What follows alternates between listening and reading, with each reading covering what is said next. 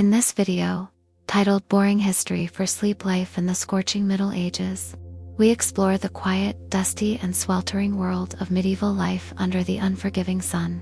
Long before the comforts of electricity, fans, or air homes, people across Europe endured heat with little shelter and few tools to ease the discomfort. From peasants who toiled under the blazing sun to monks sweating through their woolen robes in stone monasteries, the Middle Ages were hot, sticky, and filled with slow suffering that modern people would find difficult to imagine. This isn't a tale of knights and glory, it's about discomfort, heat rashes, spoiled food, and the endless search for water and shade. The purpose of this video is not to excite, but to lull. It is a slow walk through the forgotten details of medieval summers, told in a gentle, continuous rhythm to help you unwind, drift off, or simply escape to a quieter world. Please try to watch or listen all the way to the end. And if you're still awake, leave a comment telling us how you're feeling right now. Your experience matters. Even in the quietest corners of history, the summer sun rose early over the rolling hills and thatched rooftops of a medieval village. And once it rose, it spared no one. The sky would often start with a dull gray haze at dawn, only to burn away into the brightest blue by mid.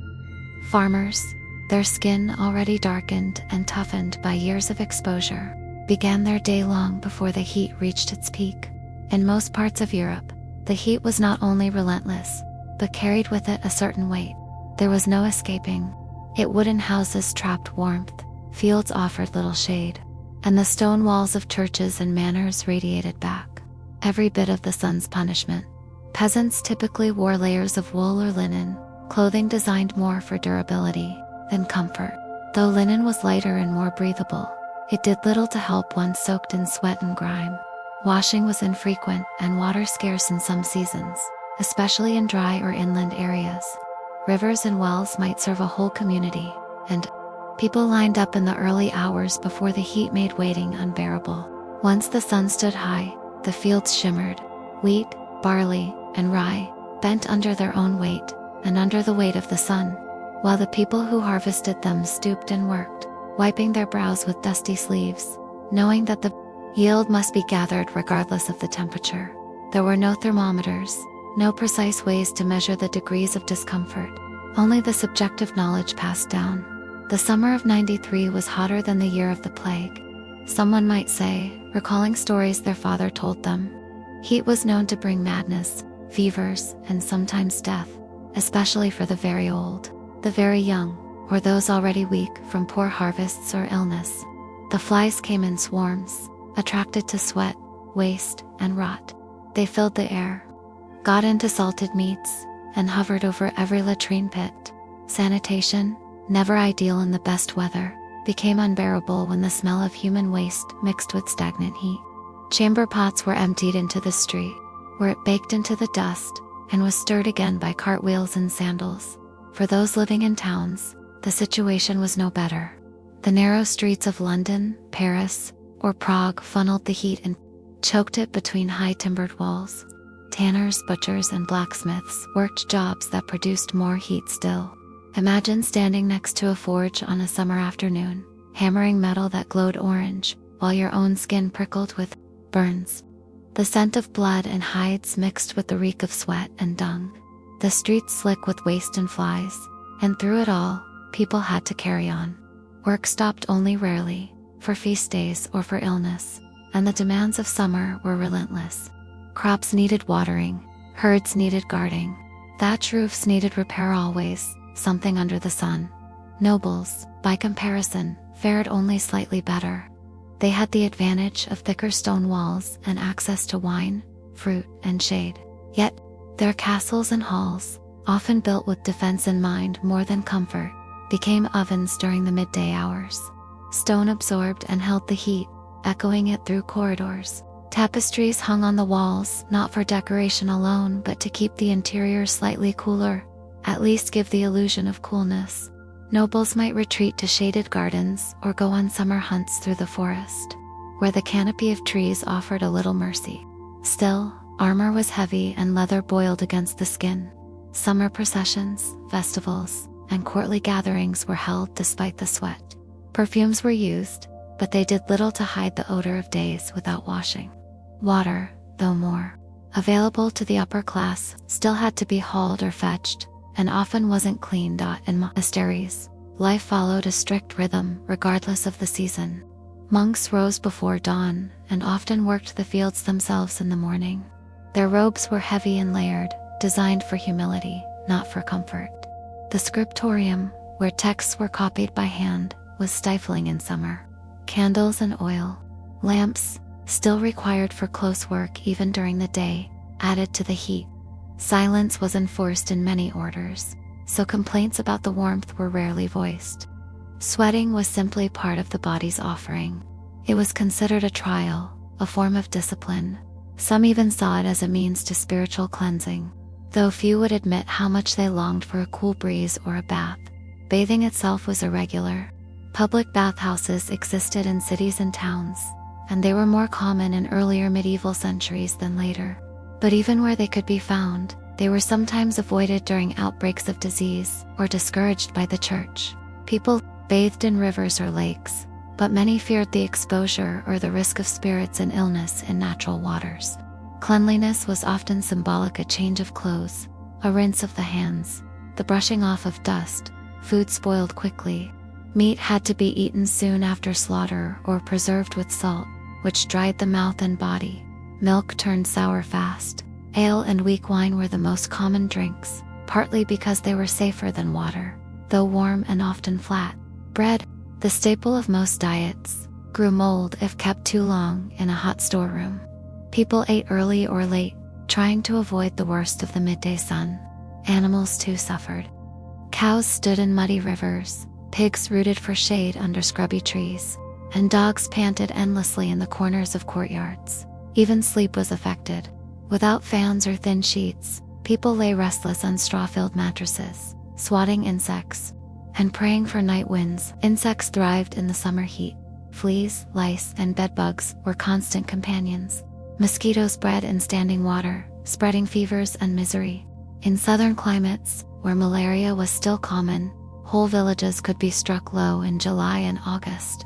And yet people lived, not well by our standards, perhaps, but they endured. Through sweating skin and parched lips, through blistered feet and slow hot days, medieval people pressed on. They had no other choice. The sun rose and set with indifference. The heat came with the seasons and left only when it was ready. No one asked if it was fair. They only asked how much longer, until rain. The days in the heat of the Middle Ages did not pass quickly. Time stretched under the heavy sky. Without clocks, most villagers marked the hours by the position of the sun, or by the ringing of a church bell. If there was one nearby, the bell, sometimes cracked with age or rusted from the weather, would echo slowly across the village, announcing the start of labor or the call to midday prayers. In the fields, the bell's sound faded into the chirping of insects, the rustle of dry grass, and the low groan of wooden carts. The oxen pulled with steady effort, their thick hides slick with sweat, their hooves plodding rhythmically in the dusty earth. The sun offered no relief, and the sky, pale and nearly white by noon, felt as though it pressed downward with unseen weight. There was little shelter to be found. Trees were sparse in cultivated lands, and even when one stood alone at the edge of a field, it often offered meager shade. Children ran barefoot, their skin tanned and cracked, playing only briefly before being called to fetch water or gather herbs. The older ones knew to keep to the shadows when possible, though shadows in summer were short and unreliable.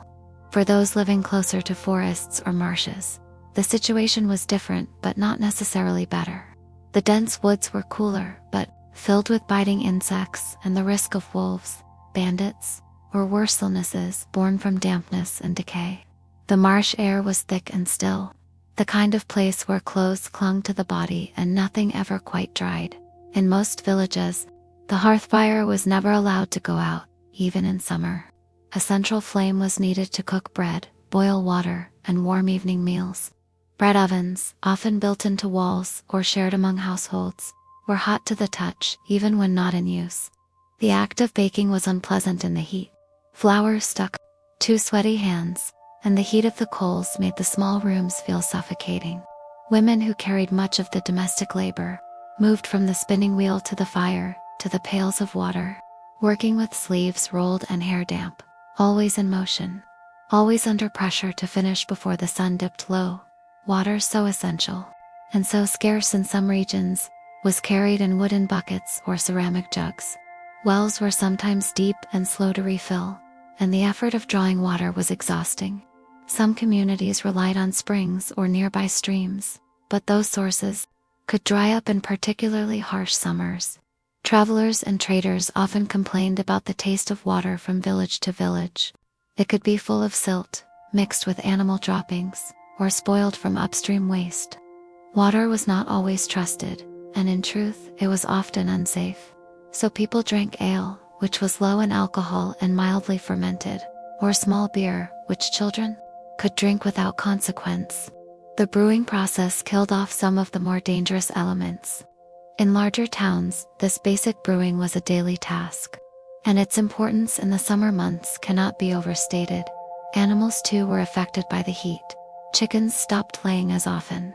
Cattle gave less milk. The flies buzzed around their eyes and ears. Farmers smeared mud on wounds to keep the insects away, a simple measure against infection.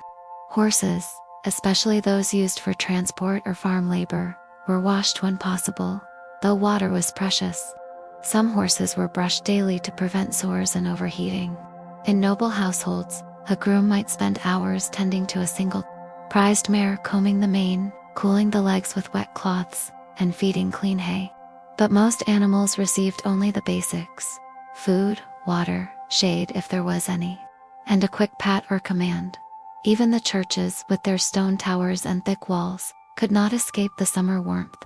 Inside, the air might feel cool at first, but after a short time, it grew stuffy. The scent of old incense, unwashed bodies, and aging stone mixed together in a way that clung to the nostrils. Candles melted faster, their wax dripping silently onto floors and pews. Priests gave sermons with damp collars and weary expressions. Monks, those who sang the hours in ancient Latin, sometimes faltered in the long afternoon chants. The warm air made eyelids heavy, and more than one young novice was scolded gently for nodding off mid-psalm in cities. The heat brought other troubles. Rancid smells rose from open gutters, where human and animal waste flowed freely. Rats thrived in this filth, fattening unspoiled food and discarded scraps. With them came disease, always a silent threat. People carried herbs in small pouches, or wore posies pinned to their garments to fight the stench. Summer markets bustled with activity, but the goods had to be sold quickly. Fruit bruised and rotted fast. Fish spoiled unless salted and smoked. Flies buzzed around meat stalls, and vendors waved fans made from reeds or old cloth. Bread was baked early, before dawn, and many buyers came before the streets grew hot. By late morning, the cobblestones shimmered with heat, and many retreated indoors to wait for the cooler evening hours. Inside homes, comfort was rare. Most dwellings were made of wattle and daub or rough-cut timber. Windows, if they existed, were small and covered in oiled cloth or wooden shutters. These blocked light but not heat. Air barely moved inside, and the interiors often smelled of smoke and sweat. Beds were made of straw, sometimes mixed with herbs to deter insects. But straw held warmth and invited fleas. Families might sleep close together for safety or space, but in summer, this meant sharing warmth that was unwelcome.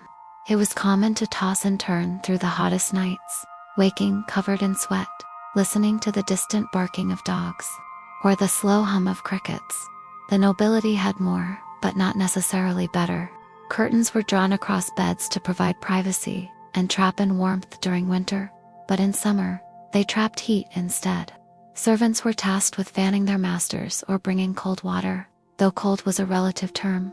Ice, when stored in deep cellars or collected from winter snowfall, might last into early summer for the wealthiest, but by July, even this luxury faded.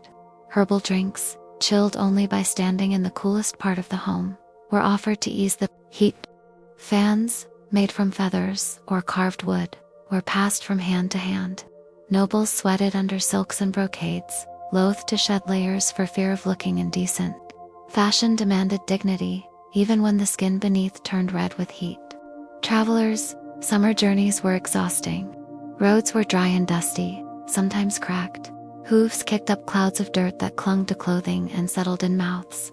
Inns were few and far between, and rest meant sleeping on rough straw mats or wooden benches. Wayfarers carried water in leather skins, which grew warm quickly. They might stop at shrines or village crosses, resting briefly in the shade of a tree if one was near. Pilgrims, walking for weeks in sandals or thin shoes, developed sores and blisters. They leaned on walking sticks and prayed aloud, hoping for divine favor, or at least a brief breeze to stir the stillness. The sun reigned supreme in these long months. It dictated labor, rest, eating, and even praying. It was both life and merciless. Crops could thrive under its light but wither if the rains failed. Babies could be born strong in summer or die of heat fever within days. The people of the Middle Ages did not curse the sun. They understood its power, but they feared it all the same. They waited, with quiet hope, for the shift of seasons, for the wind to cool, for clouds to gather, for the first drop of autumn rain. As the heat lingered and the days stretched long into the evening, life in the medieval countryside followed a quiet rhythm. By the time the sun began its slow descent behind the trees or the distant hills, the air had changed only slightly. It was still warm, still close against the skin, but shadows grew longer and the light began to soften. This was the hour many looked forward to, not just for the cooler air but for the slowing of duties. The animals were led back to shelter. The tools, dented and worn, were set aside. Children, sun-kissed and tired, gathered by doorsteps, their legs coated in dust and their cheeks flushed red. Some sat in the shade, peeling bark from sticks or watching bugs crawl over the packed earth.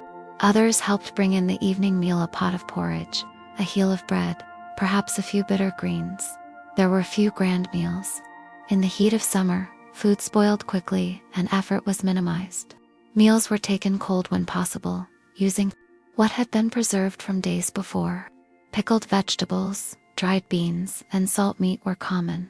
If a fire had been kept going through the day, a simple stew might be simmering, made from whatever was at hand: roots, wild herbs, onions, and the tougher parts of a bird or pig. There was little spice. Salt, though valuable, was used sparingly. Pepper and other seasonings were luxury imports, far too expensive for most. Taste was often sacrificed for preservation, and people ate for survival more than pleasure. The evening brought sounds that were absent during the midday lull. Birds returned to the trees, calling softly. The rustling of fabric as clothes were shaken out and folded. The slow creaking of cartwheels returning from the fields. Voices rose and fell, some laughing, some murmuring prayers, others arguing softly in the thick air.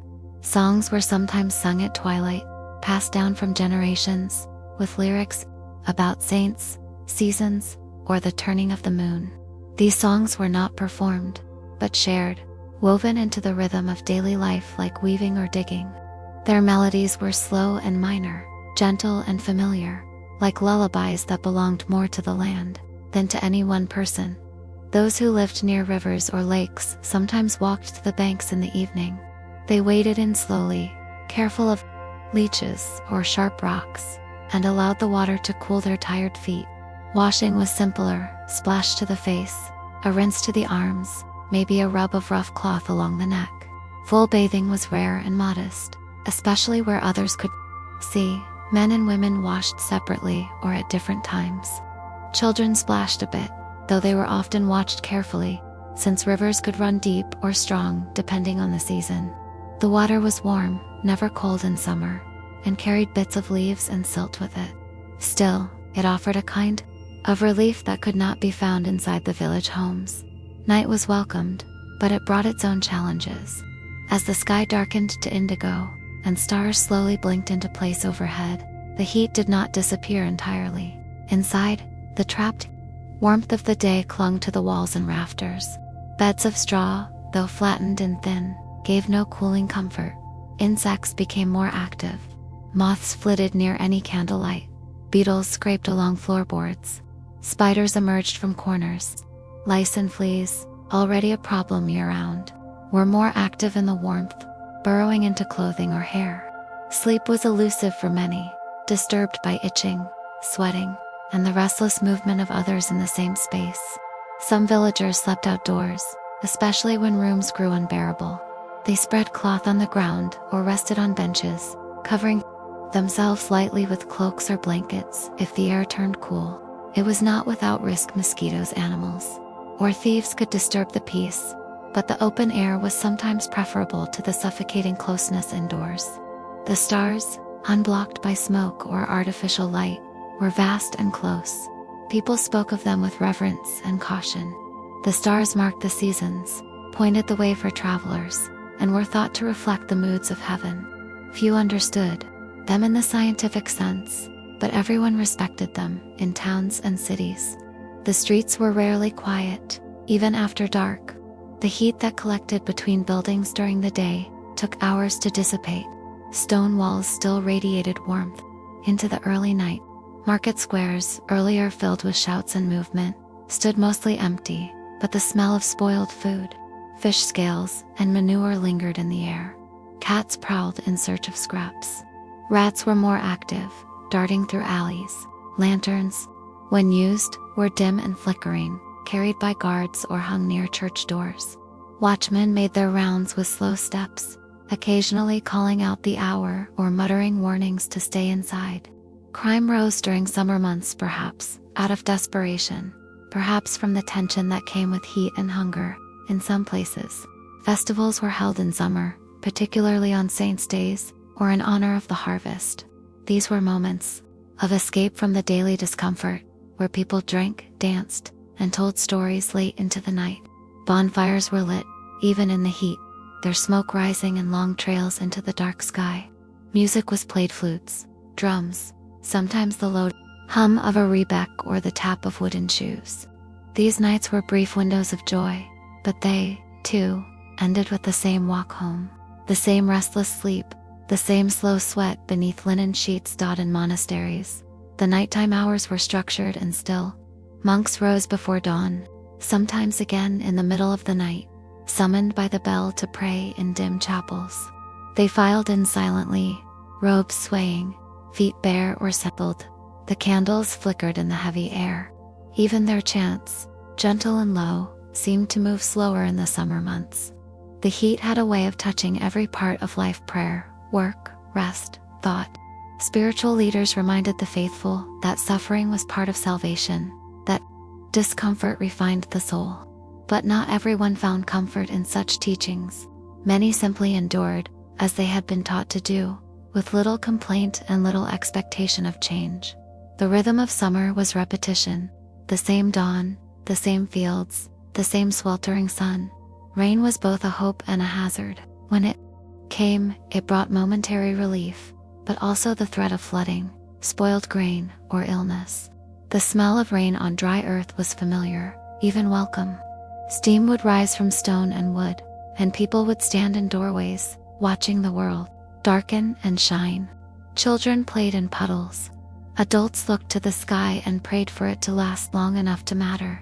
Then the clouds would break and the sun would return again. Summer did not ask permission. It simply arrived and stayed as long as it pleased. The people of the Middle Ages did not understand meteorology or atmospheric pressure. They knew only the feel of the earth, the sound of the insects, the color of the crops, and the mood of the animals. They lived in patterns older than memory, shaped by sun and rain, birth and death, harvest and hunger. They lived slowly, not because they chose to, but because the world around them moved slowly too. And when night finally took hold, with its velvet shadows and rustling air, there was a kind of peace, not comfort, perhaps, but quiet. And in the quiet, sleep might finally come. As the heat of summer pressed on through the calendar of saints and sewing, the routines of medieval life became more deeply rooted in habit, each task repeating itself with the regularity of the rising sun. Morning still came early, not because people wished it so, but because it was dictated by need. The rooster's call, shrill and familiar, was not simply background noise. It was the clock, the start of labor, the call to move before the warmth became a burden. Men rose from their beds with stiff backs and calloused feet, brushing away fleas and stretching their arms before stepping into boots hardened by wear. Women, already moving before the rest of the household, tended to fire and food, their hair tied back, faces lined with sleep and years. The day began with bread, not fresh, but what remained from the last baking dense loaves that had grown firm overnight, requiring soaking in milk or broth to soften. Some mornings there was porridge, made from barley or oats, stirred slowly and left to thicken in a clay pot. Children ate quietly, chewing with effort, their fingers sticky with crumbs or spilled grains. There was no rush in eating, but no idleness. Either the sun would not wait, and once its heat began to rise, the real work would grow harder. Those tasked with farming moved first. They gathered their tools, wooden rakes, curved sickles, baskets woven from willow end, set out toward the fields. The journey to the fields was not always far, but even a short walk in the rising heat was a challenge. Along dirt paths, lined by hedgerows and uneven stones, they passed neighbors and animals alike. Each person carried something: tools, water jugs, sacks of seed. In the fields they worked in groups, or alone, depending on the season, weeding, watering, turning the soil, or watching the livestock. The sun overhead was often cloudless, its light not golden but pale and glaring. There were no hats in the modern sense, only hoods or headscarves, and these quickly soaked with sweat. The skin burned easily, especially for those with fair complexions, and it blistered or peeled without warning. There were no salves to soothe sunburns, only mud, butter, or cool water if one was lucky. In monasteries, monks tended gardens that grew both food and medicine. The physic garden, filled with herbs like rosemary, sage, rue, and lavender, was kept with care. The air was rich with the smell of mint and wildflowers, even in the summer heat. Bees moved lazily from bloom to bloom. Monks bent low to pluck stems, to study leaves, to crush roots for tinctures. Their robes grew heavy with heat, yet they worked without complaint, their fingers stained with green and brown. In scriptoria, where writing was done, the air was stifling. Candle wax softened and bent, ink dried too quickly. The scribes paused often, wiping their brows, flexing their hands, staring out of tiny arched windows at the stillness outside. For craftsmen and traders, summer brought its own rhythms. The blacksmith's forge, already hot beyond measure, became an inferno by midday. The bellows roared, and metal glowed white, then red, then darkened again as it cooled. Sparks flew and settled in hair, on arms, on the ground. The blacksmith's shirt, if worn at all, clung to his back, damp with sweat. He drank often from a wooden cup, wiping his mouth with a dirty sleeve. Carpenters, coopers, and tanners all faced the same heat, though in different forms. The tanner's yard in particular was a place few visited willingly. Animal hides lay soaking in pits of urine and lime, their stench rising in thick waves. The sun made it worse, baking the smells into the very boards and stones dotting towns.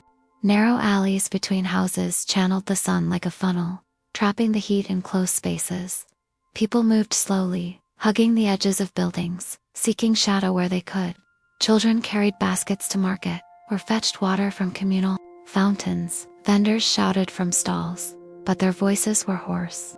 The fishmonger's catch, once fresh, turned soft and slick by afternoon, attracting flies. The baker's oven, set into the wall of his home, radiated warmth into the street. There was little ice, and what existed was stored deep in cellars, used sparingly for the sick or the very wealthy. Meat was salted heavily, stored in barrels, or dried in strips and hung from beams. Milk spoiled in hours, unless turned quickly into cheese or curds. The heat drove tempers high. Disputes flared more easily. A spilled pail of water, a cart blocking a lane, a stray dog snatching bread, any small event could ignite frustration. But there were customs to restore peace. A word from a local elder, a shared drink, the quiet nod of apology. Life was too fragile, too close to the edge, to let arguments burn long. People knew they needed one another, especially when the sun was cruel and the work was endless. Bonds of necessity kept the village whole. The bell tower, when it rang, reminded all of the hours, of duty, of prayer, and of the eternal promise that summer, though long, would pass. Some sought refuge in churches during the hottest part of the day. Their walls, thick and worn, offered brief shelter. The air inside was stale but cooler, scented with wax and stone. Light filtered through narrow windows, casting faint colors on the floor. The wooden pews were hard, but the quiet was a balm. A priest might be heard softly reciting psalms, or a lone figure might kneel at the altar, lips moving in silent devotion. For many, faith was the only constant. The sun might scorch the land, but God, they believed, watched over all offerings. Were placed in baskets, candles lit for protection, and prayers whispered for rain, for mercy, for strength. By mid-afternoon, the work slowed. Not because it was done, but because the body could only take so much. Laborers rested under trees, where trees could be found. They chewed dry bread or a bit of salted meat. They drank ale, tepid from the jug but better than nothing. Faces were flushed, arms sore, backs bent from the morning's efforts. They shared few words. The buzz of insects filled the silence. Sometimes the sky teased with cloud shadows, danced briefly over the fields, only to be chased away by the returning light. Hope for rain flickered, then vanished again, and yet, the work resumed. The scythe still had fields to meet. The shepherd still had lambs to count. The wheelwright still had carts to mend. No one expected rest, not truly. In this world, to rest was to fall behind, to tempt hunger or death. The rhythm of the sun ruled all, and the summer days, though long, seemed never long enough. Only when the sun began to fall, casting the earth in amber light, did people allow themselves to look toward home, toward the slow evening, toward whatever peace could be found in the closing of the day. As the days of the season drew on, a subtle change came, not from the weather itself, but from the way people adapted to it. Summer in the Middle Ages was not a moment to be endured once, but a cycle that returned with predictable weight, year after year. By the time a person had lived through many such summers, they no longer hoped for comfort. They simply learned how to endure, and that endurance shaped not only their bodies, but their minds, and even their beliefs. The heat taught slowness, it taught humility, it taught patience through thirst, and discipline through discomfort. Every task required calculation: when to begin, when to pause, when to accept that a thing could not be done at all, and most of all, when to endure the pain quietly. Daily life was arranged as much around the heat as it was around faith. Churches dictated the calendar of feasts and fasts, but the sun dictated movement. The warm months were filled with activity: building, repairing, gathering, sowing second crops if the soil permitted. In some villages, families shared labor across property. Line thatchers helped one another re-roof homes. Stoneworkers patched walls that had cracked in winter. Fences were mended not only to keep livestock in, but to keep wandering animals out: wild dogs, wolves, or even boars. These repairs required lifting, sawing, binding, hammering, each act simple on its own, but punishing when done beneath a blazing sun with only a cloth cap and a mouthful of warm water. Inside homes, the heat changed behavior as well. Meals were lighter, smaller, often eaten standing or sitting near open windows. Fireplaces were left cold during the day. Candles, too, were saved until nightfall. A single candle melted quickly in summer heat, its wax running down into pools that hardened unevenly on the table or floor. In wealthier homes, there were efforts to keep things cold: tapestries soaked in water and hung from doorways, shutters closed to block the sun's fiercest light, jars of drink stored deep in shaded corners or cellars. But for the majority, such luxuries were out of reach. The only true relief came with dusk. Children were taught early to conserve energy. They learned when it was safe to run and when it was wiser to walk. Their games changed with the season: games of chasing or climbing, more games of counting stones or singing riddles under trees.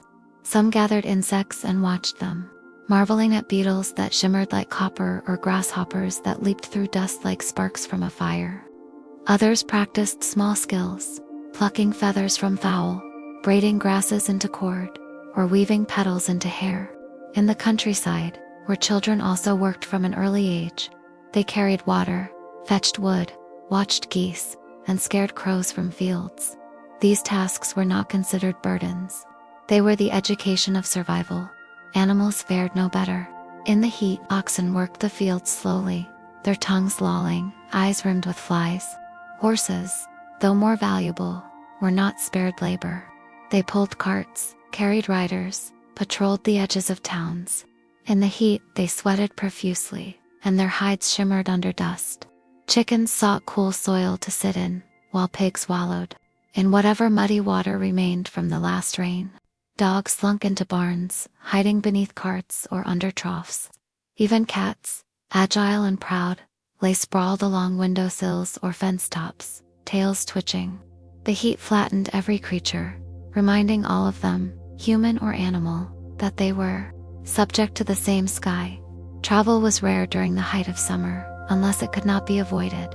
Pilgrims moved from shrine to shrine, dusty and tired. Their cloaks faded from sun exposure, their sandals worn through at the toe. They carried walking sticks, leather pouches, and the occasional relic hung from a rope around the neck. Some sang softly as they walked, others whispered prayers, and some simply moved in silence, their eyes lowered, one foot placed slowly in front of the next. They traveled by necessity, seeking healing, forgiveness, or penance. The roads they followed were rough, rutted, and dangerous. Bandits still watched from the trees, and illness was a constant threat. But pilgrims accepted the risks, believing that their suffering on earth would earn them favor in the afterlife. Markets continued, though smaller than in spring or autumn. The stalls were covered with canvas to provide shade, and vendors fanned themselves with bits of wood or cloth. Buyers came early, before the worst heat, inspecting goods quickly before returning to their homes. The scent of fish and cheese was strong in summer, and the air around the meat stalls buzzed with flies. But among the smells of spoilage and sweat, there were also signs of life. Berries appeared briefly, blackberries, gooseberries, and the occasional cherry. Bundles of fresh herbs, thyme, marjoram, mint added color to wooden tables. Potters displayed new jugs shaped by hand, and weavers sold light linens for those who could afford a change of clothes. Coins clinked. Barter was frequent. A sack of onions for a spool of thread. A live chicken for a wedge of cheese. In larger towns, those who worked in service to nobles or lords lived slightly apart from the rhythms of common life. Servants tended chambers, swept floors, polished metal, and delivered food. Though they were not laboring in fields, their lives were no cooler. Kitchens were infernos, corridors lacked breeze, water had to be fetched from wells, and garments worn by their masters had to be cleaned carefully, even if soaked through with sweat and dirt. These servants moved in silence and speed, always watching, always aware that a misstep could mean punishment. Lords and ladies themselves, though shaded and fanned, felt the heat just as keenly. Silk clung to skin, jewels turned hot against flesh. They were not immune to discomfort inly, better protected against the consequences of it. At the end of each day, once the sun sank and the sky turned a deeper blue, people gathered in slow clusters at doors, at fences near wells. They spoke softly, their words few. Not every evening brought peace, but every evening offered pause. The air, still warm, carried with it the sound of owls beginning their watch, the rustling of dry grass, the groan of old carts settling for the night. Women combed children's hair to remove lice. Men rubbed their shoulders where muscles ached. Everyone, in some small way, prepared for another day like the last. There was little reflection. Few kept journals. The thoughts of the average medieval person were not recorded in long prose or poetry, but in the details of their lives, what they carried, what they feared, what they hoped for, we glimpsed their understanding of the world. The summer heat was not something to escape. It was something to endure, with quiet strength. And in that endurance, they left behind a silent legacy of resilience that speaks, even now, through the dust and the stone and the records written by others. When the evening bell rang from the church tower, its sound echoed across hills and rooftops like a familiar, weary sigh. It did not call for worship so much as it marked a change in rhythm, the slow shift from labor to stillness. Villagers moved more slowly now, with limbs heavy from the day's exertion, their clothes damp and stuck to their skin in dark patches. The The sun had begun to sink beyond the fields, casting long shadows from carts and trees, and though the air remained warm, there was at least the promise of nightfall, a time when the heat no longer beat down from above, but simply lingered in the stones and walls.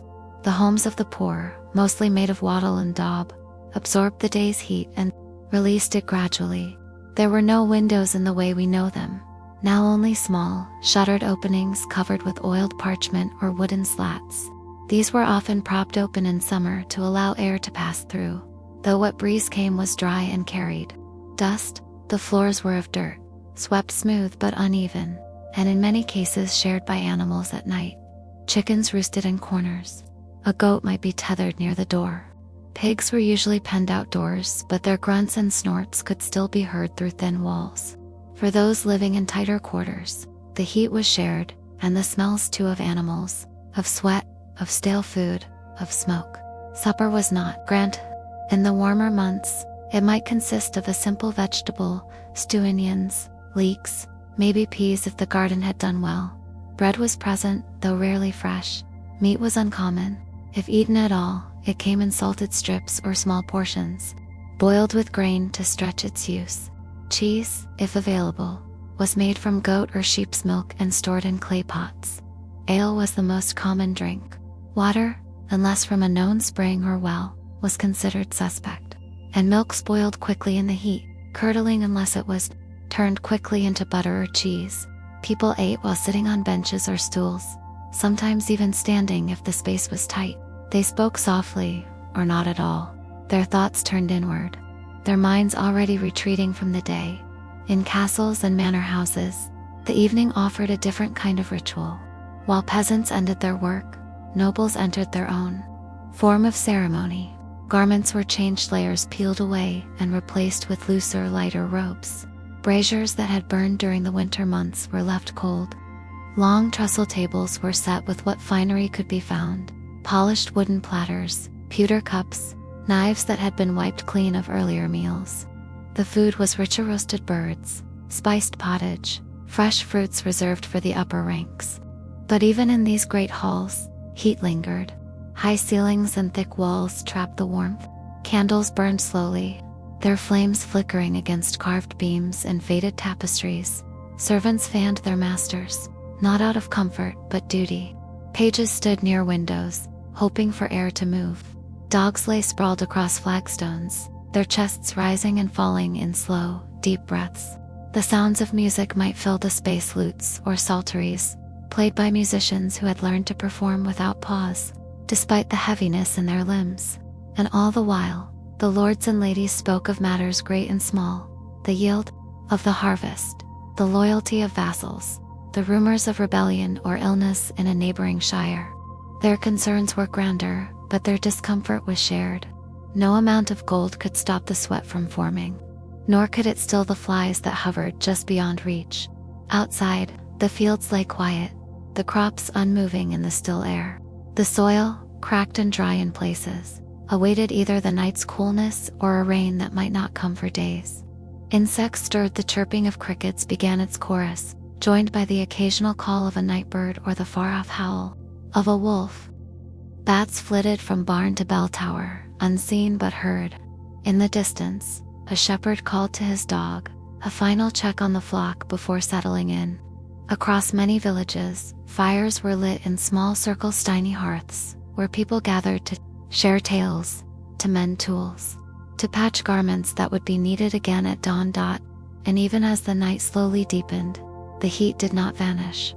It merely softened, changed shape. Now it pressed upward from the ground, warmed by the sun's earlier touch. Blankets were not needed.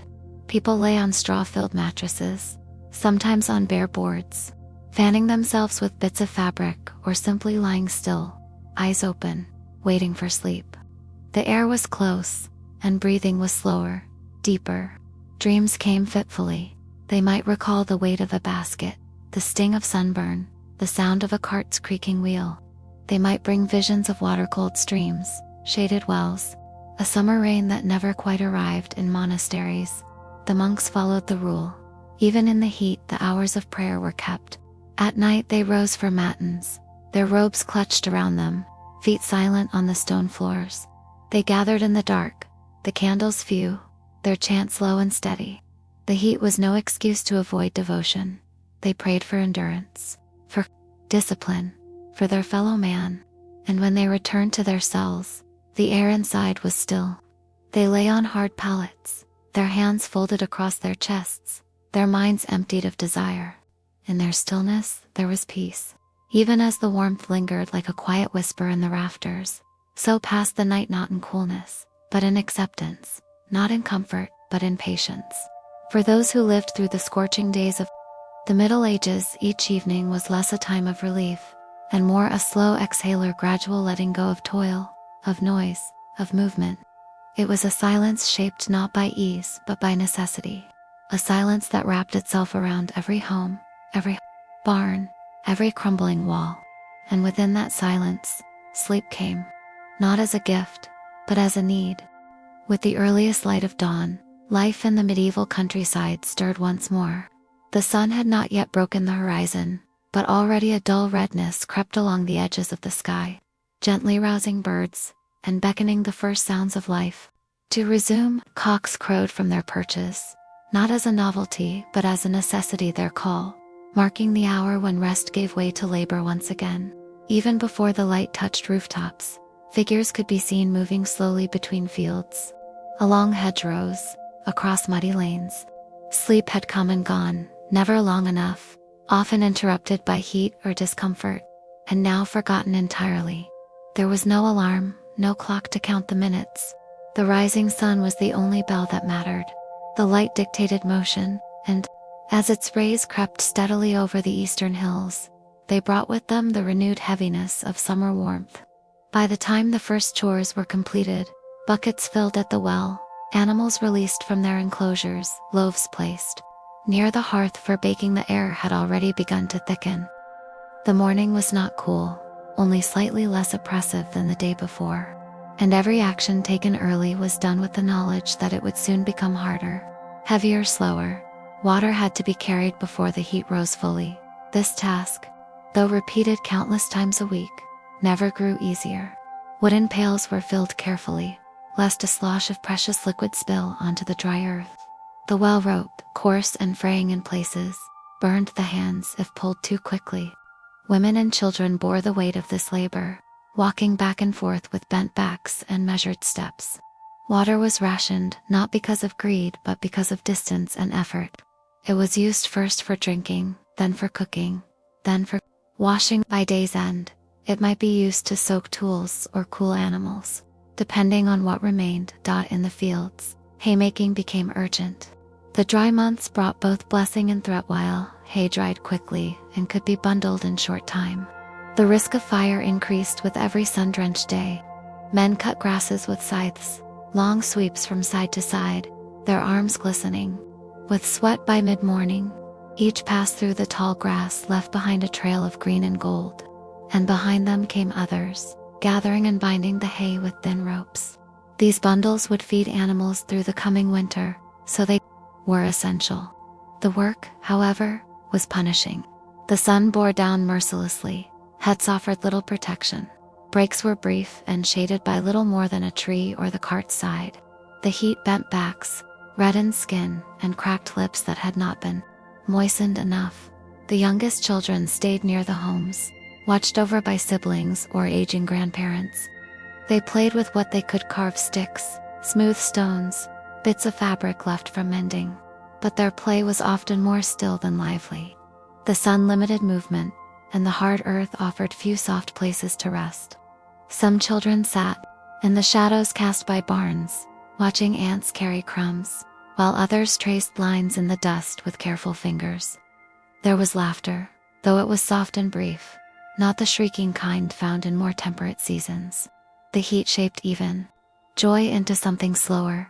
By midday, when the sun was at its peak, most activity halted. Tools were laid down, animals were brought to rest. People retreated indoors, or under makeshift shelters of cloth and wood. In monasteries, the bells marked this time as none an hour of quiet prayer, a pause in the rhythm of divine labor. In villages, it was a time of stillness. Bodies sought shade instinctively, Meals at midday were small more bread, perhaps dried fruits if any were stored, and always ale, which was safer than the water standing too long in open buckets. Some rested, reclining on benches or mats. Others simply sat and waited for the sun to pass, for the heat to lessen, for time to move them forward. In the towns, shopkeepers left their doors ajar, hoping for wind. Cloth was hung across windows and door frames to shield goods from the sun. But nothing stopped the heat from sinking into every corner of the building. Smiths paused their hammering, not because the fire was too hot. It was always hot, but because the body could only withstand so much. Bakers opened their ovens only after sundown. Markets shrank. The noise of morning commerce dwindled to a murmur. The town, in these hours, took on a strange hush, crowded, yet quiet, alive, yet still. People passed each other with nods, not words. Their focus turned inward, toward endurance rather than expression. Insects thrived in this climate. Flies were omnipresent, swarming around food, animals, and even the faces of resting people. Lice and fleas burrowed into beds and hair. Mosquitoes in marshy regions buzzed without end. The heat invited them, and the lack of modern sanitation gave them free rein. Remedies existed. Herbs burned to produce smoke, pungent ointments rubbed onto skin, but they worked only in part. Most people accepted the biting and the itching as part of life. Another discomfort woven into the daily tapestry of survival. Wells, ponds, and rivers were not only sources of water, they were also social spaces. In the heat, people gathered to wash clothes, to cool their feet, or to draw buckets of water together. These moments, though brief, offered a semblance of connection. Gossip passed from mouth to mouth. A calf born early, a stranger seen near the woods, a rumor from the distant abbey. The act of drawing water or scrubbing fabric became the background for soft conversation, and for a moment, the day seemed less heavy, but the heat never truly lifted. It followed each person home, clinging to them like a shadow, soaking into skin, hair, and thought. By late afternoon, some work resumed. The hay bundles were stacked into carts. Weeds were pulled from gardens. Chickens were herded back to their pens. Each act done slowly, carefully, with the measured pace of people who knew that haste brought only exhaustion. The summer was not to be conquered. It was to be outlasted. This knowledge was not taught but inherited. 1,000 summers had come and gone, and each had left its mark not just on the land, but on the people who tilled it. Evening would come again, and with it the return to rest, to conversation, to stillness. But for now, as the sun continued its slow burning arc across the sky, there was only the rhythm of survival, one breath, one step, one small act at a time. As the long afternoon waned and the shadows began to stretch once more across the fields and courtyards, the stillness of the medieval village gave way to a soft stirring. Not a rush of activity, but a gradual resumption of motion, as though the entire day had been building toward this hour, not the brightest or the most productive, but the most bearable. The sun, at last, began its slow descent beyond the treetops, and with it came a subtle shift in temperature. The heat that had pressed upon roofs, that had settled into doorways and clung to the backs of the workers, began to rise and retreat, drifting upward into the evening sky, leaving behind a tired quietness. In the fields, workers straightened.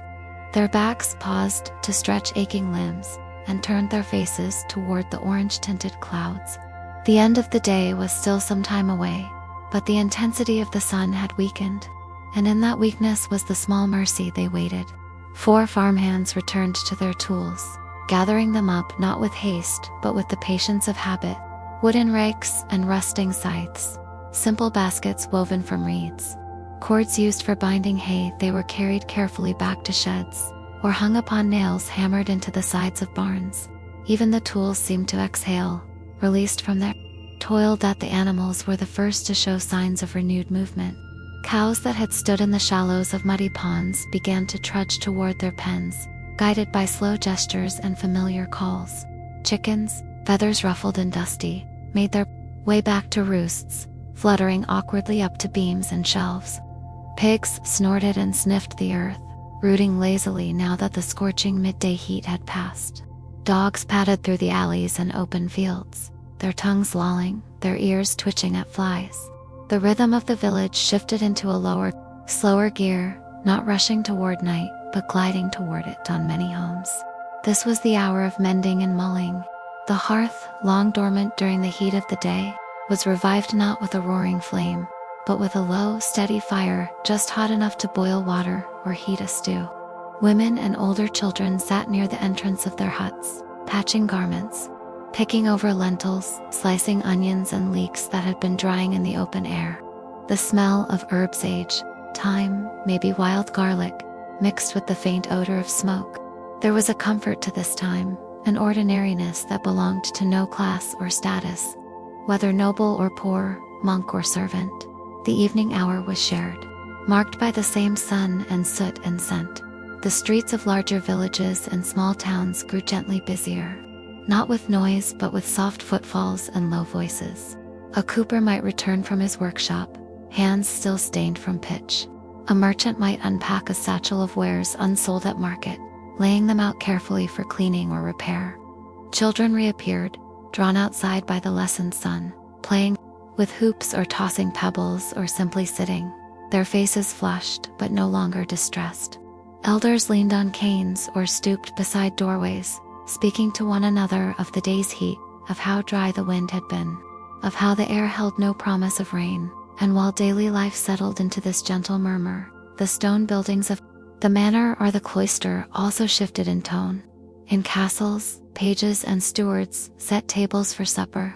Though the fare might be richer salted fish, roasted pigeons, stewed apples, there was little difference in the nature of the meal. Sustenance, an end cap to labor, and though served with more ceremony, it was subject to the same weight of air and sweat.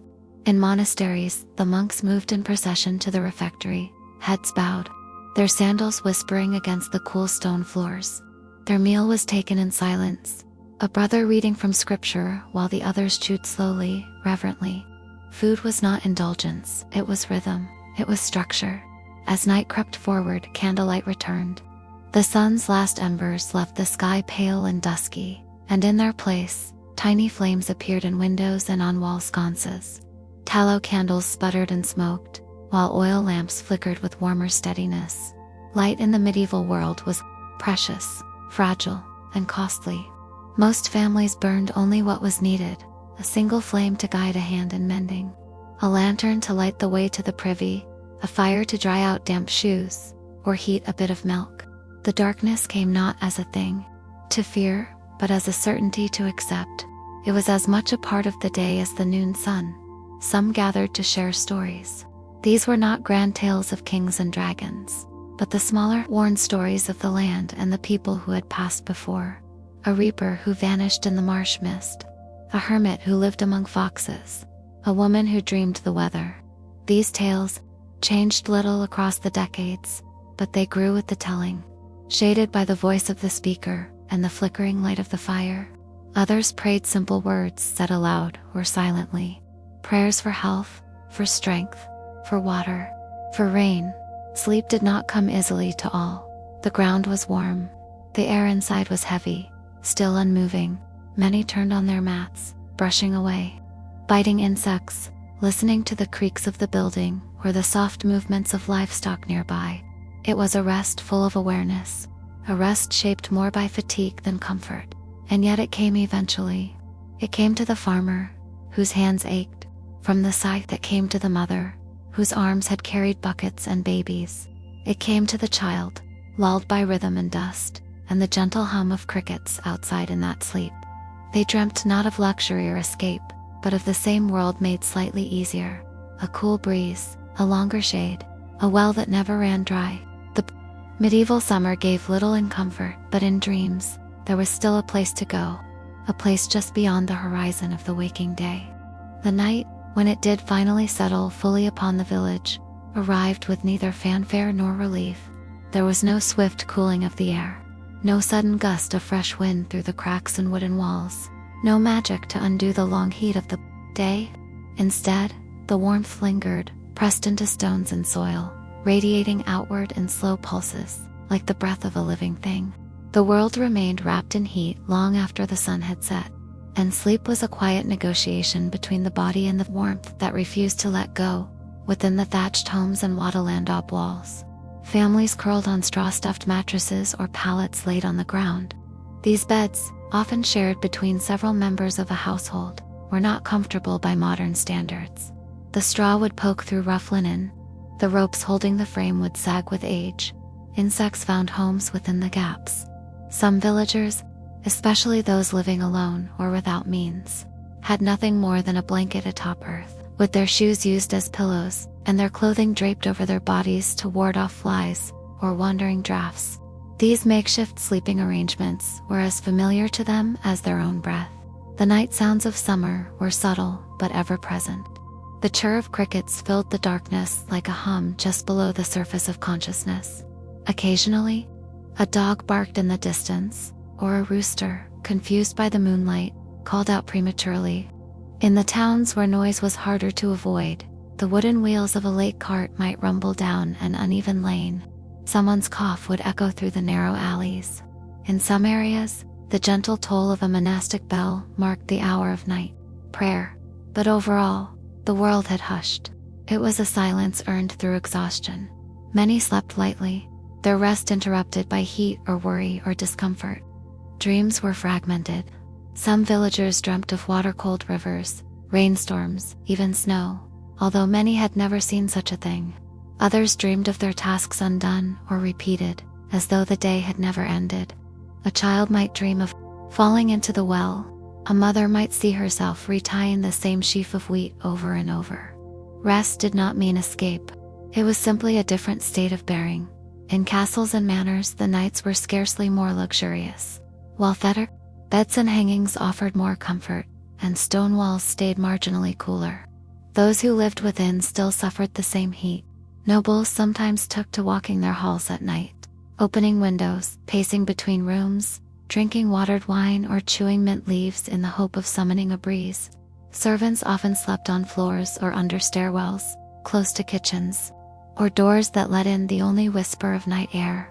The great halls, once full of noise and activity, sat still, with candles guttering low and shadows cast like tapestries upon the walls. In monasteries, the monks rose at set intervals for prayers. Even in the heat of summer, the schedule remained fixed. At matins they filed into the chapel, robes rustling, sandals silent. The air within those stone chapels was sometimes the coolest place to be, though the peace came not from temperature, but from the sense of structure. The rhythm of sacred words in a world otherwise ruled by weather and need. They prayed for the world, for rain, for crops, for mercy. They prayed for the sick, whose fevers might rise as the heat pressed on. They prayed for the travelers, who wandered dusty roads under the hot moon. And they prayed, too, for endurance. Some did not sleep at all. Night watchmen in towns and cities patrolled the narrow streets, carrying staffs and lanterns. Their duty was to prevent theft, to call out fires, to keep order. They walked slowly, tapping their staffs against the ground to mark their presence. All's well, they would murmur, or sometimes shout, though few stirred to listen. In wealthier districts, some guards dozed beside doorways, trusting the quiet to protect them. In poorer quarters, where doors did not close tightly and windows were nothing but cloth, people slept with one eye open, knowing that even in heat, desperation, moved, the fire risk was always present. In the villages, many households allowed the hearth embers to smolder overnight, banking them with ash to preserve heat for the morning.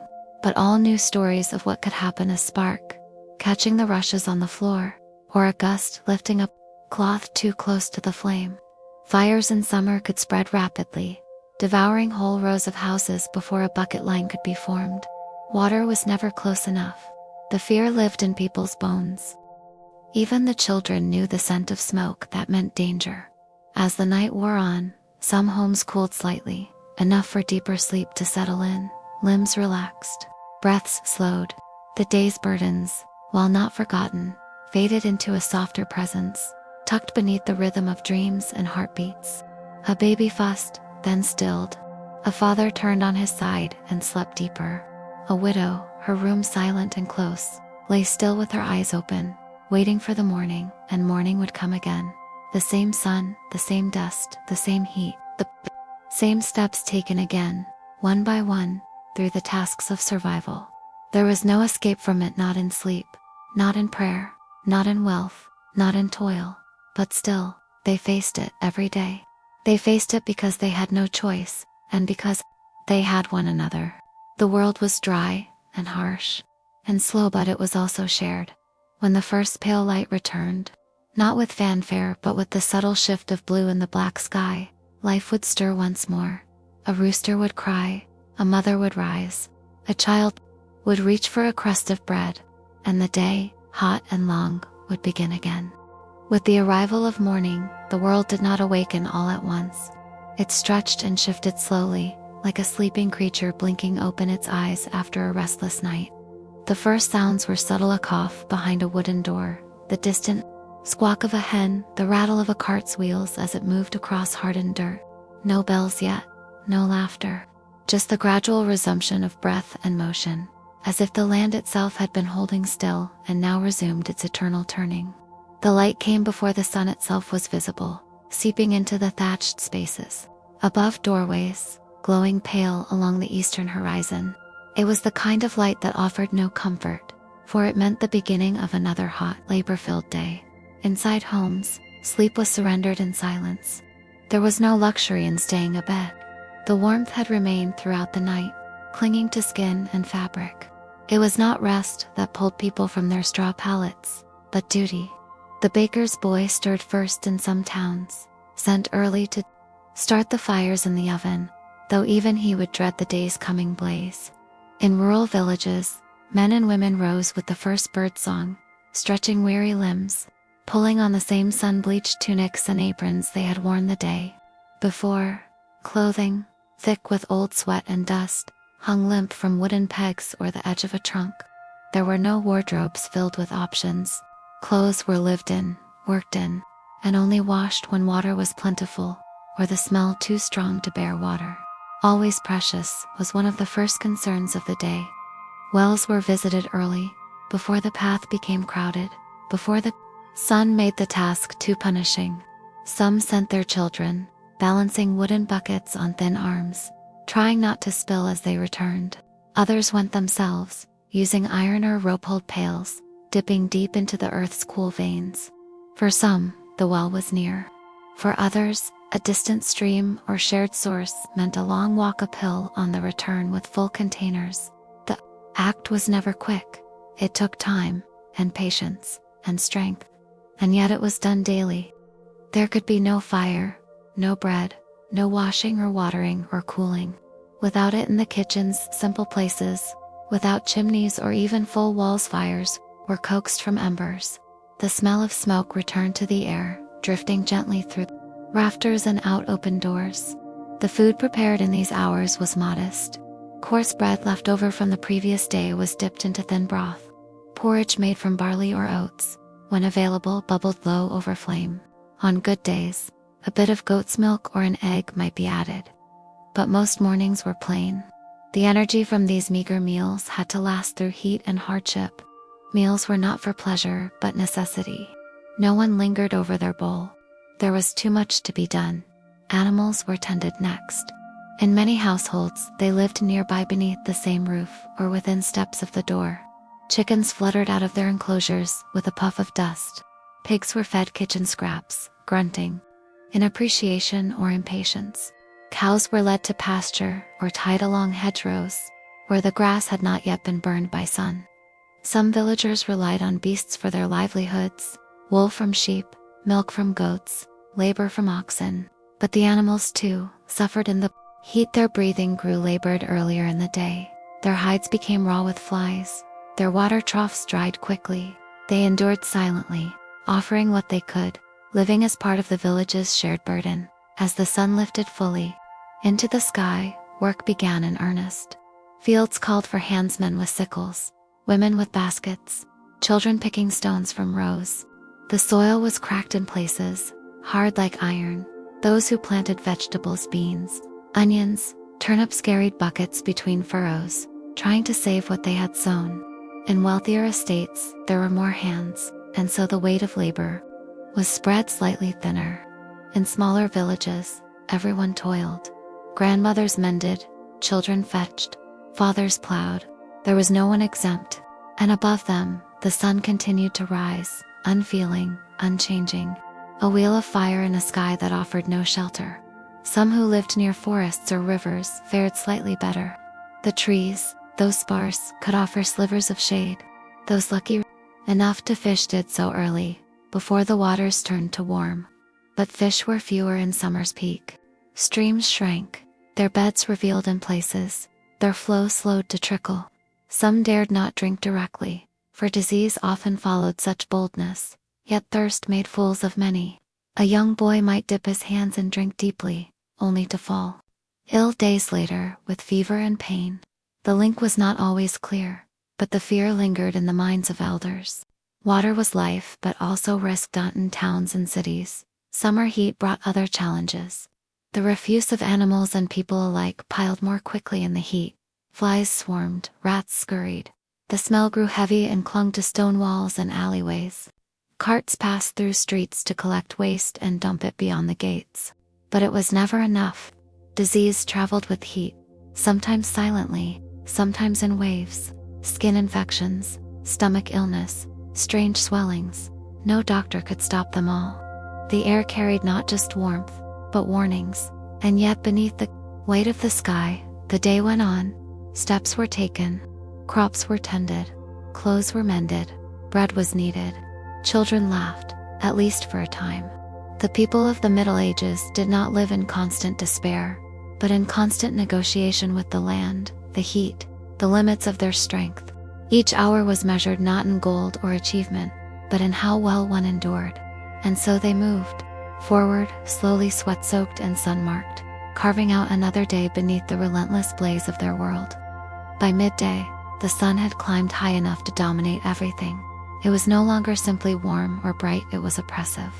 It pressed down with the weight of certainty, offering no escape, no reprieve, no softness. Shadows shrank beneath carts and trees. The dust along roads and fields became lighter, finer, more easily lifted by a passing breeze, though the wind itself was rare and often dry, carrying no refreshment. The sky above was a featureless blue, bleached near white where it met the noonday light.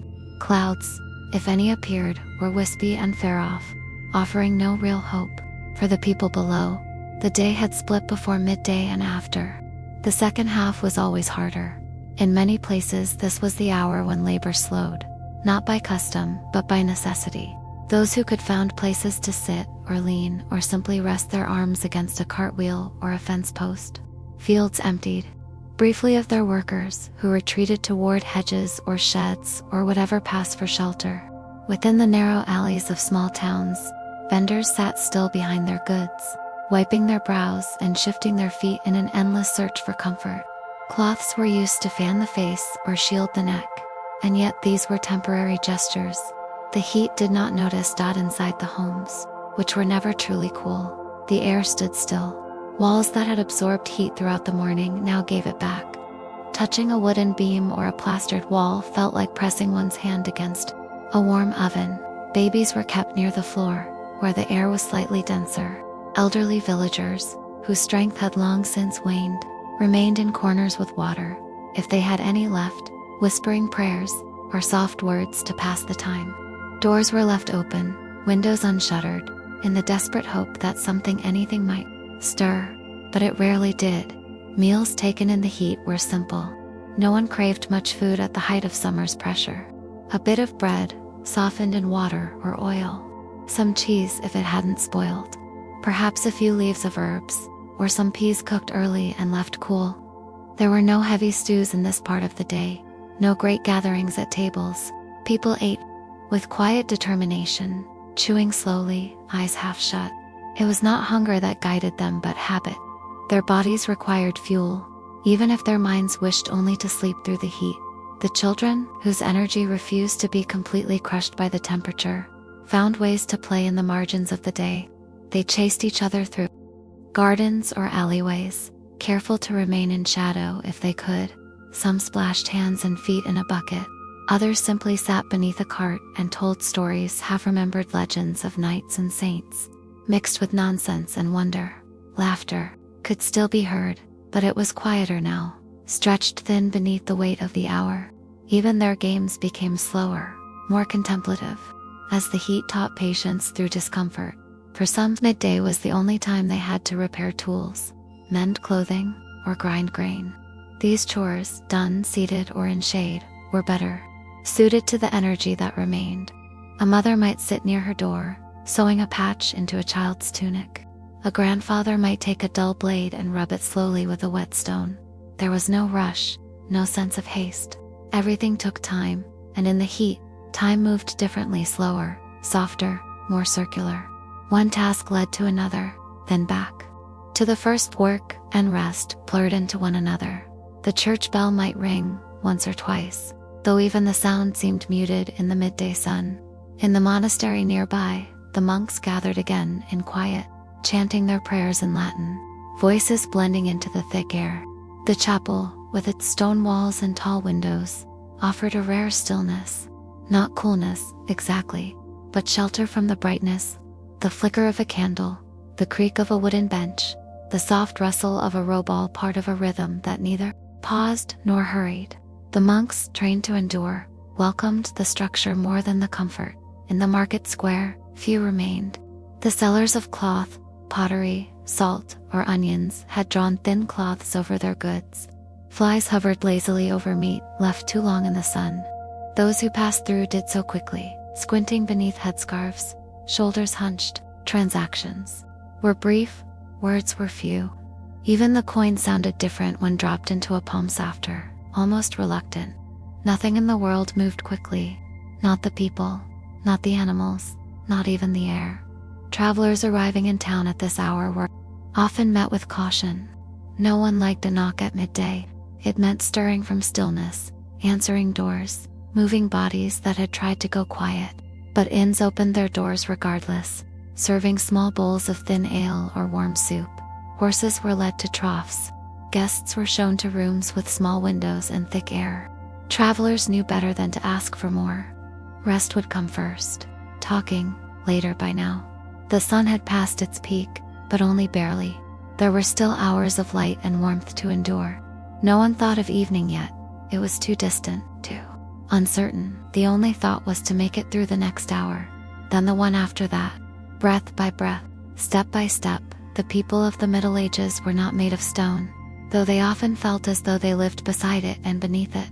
They were made of patience and habit, of endurance and repetition. Their resilience did not come from strength alone, but from the quiet understanding that this was the world, and one could either fight it and fall, or walk with it and endure. And so, beneath the unmoving sun and the pale sky, they waited, not for miracles, nor for relief, but simply for the hours to pass. They waited together, side by side, in silence broken only by the small, familiar sounds of a life lived, one slow day at a time. As the sun began its slow descent across the sky, the character of the day shifted, not cooled, not relieved, but changed in tone, as though the world had turned a page.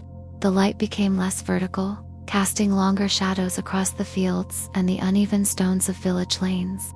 The angle of the brightness turned sharper, piercing through the thin cloths hung across windows, catching the edges of rooftops and church steeples. The heat did not relent, but it grew older in feeling, more layered with dust and tiredness. The worst of the sun had passed, yet the warmth still hung in the air, thick as wool. This was the hour when labor returned, slowly, reluctantly, like a heavy creature rising from stillness. Those who had rested under trees, beneath the eaves of barns, or crouched near wells, now returned to their tasks. Men lifted tools once more, hoes, scythes, buckets. Women picked up where they had left off, sorting herbs, spinning wool, tending chickens. The afternoon brought no new energy, only the sense that more needed doing before nightfall. There was no choice in this rhythm. There was simply the understanding that life required motion, even when the body preferred stillness. In the fields, the earth was warmer than ever, having absorbed the full blaze of the day. Stepping upon it felt like walking over a heated hearth. The crops, too, bore the weight of the heat. Wheat bowed toward the ground, its golden heads heavy and dry, Cabbages wilted, beans hung limp on their stems. The harvest would not be generous. It rarely was. Still, it had to be gathered. Every stalk, every pod, every bulb of garlic or knot of onion was part of the village's thin line of survival. Wasting nothing, taking everything. Children were given new duties in these hours, simple but necessary ones. Collecting eggs, fetching water, chasing off birds from gardens. Some helped older siblings in gathering wood, not for today's fire, but for the next. The sun was still too hot for comfort, but not too hot for obligation. And so the paths near the woods echoed with the soft tread of bare feet, the snap of twigs, and the quiet talk of small voices. Even in their youth, children knew the weight of contribution. Their play was always near to duty. Inside the homes, a different kind of preparation began. Evening would come soon, and with it, the need for food, for rest, for calm. Fires were rekindled in hearths, the flames flickering weakly in the stagnant air. Pots were filled with the little that was available: lentils, if they could be spared, or barley, or carrots from a neighbor's garden. Most often, it was soup, always thin, always enough to quiet hunger, if not satisfy it. The smell of boiling herbs drifted from open windows and wide doorways, mingling with the ever-present scent of sweat and dust. The animals, too, moved differently in the afternoon. The hens returned to their nesting spots. The pigs rooted slowly in shaded mud, grunting softly. Cows were led back toward their enclosures, their breath heavier, their hides streaked with dried sweat. Insects buzzed around them, clinging to their ears and flanks. No creature was spared by the sun. Even the birds flew lower, quieter, waiting for the long light to fade. Some dogs lay in patches of dirt near homes, lifting their heads briefly as someone passed, then lowering them again with a side dot in the town squares and narrow lanes. The rhythm of commerce picked up once more. Bakers displayed what remained of their wares: flat loaves, small pies, sweetened breads if the ingredients had allowed. Cloth merchants shook out linens that had grown limp in the heat, trying to make them seem fresher. Soap sellers poured small bowls of water over their goods, hoping the scent of lavender or rosemary might draw a buyer's nose. There was little noise, only the quiet murmur of transaction, the gentle rustle of coins, the low muttering of thanks. In some villages, this was the time for brief gatherings. Not festivals, those were rare and saved for cooler seasons, but simply the act of coming together. Neighbors sat near wells or under trees, passing shared jugs of ale or cider. They spoke little, mostly in comments about the weather, or the harvest, or the persistent ache in their joints. Stories were told in pieces, not long sagas, but fragments: someone's grandfather, who had once seen a saint in a beam of light, or the cousin who had run from a boar near the woods. These tales were half believed, half remembered, passed down, like seeds carried on the wind. In monasteries and churches, evening prayers were prepared. Bells tolled softly across the landscape, their sound stretching over fields and thatched roofs, calling the faithful. Some answered, others remained where they were, mouthing their own quiet words, or simply sitting with their thoughts. Religion was not separate from life, it was woven into every moment, whether through lit candle or whispered grace. And now, with the sky turning slightly gold at its edges, that thread became more visible.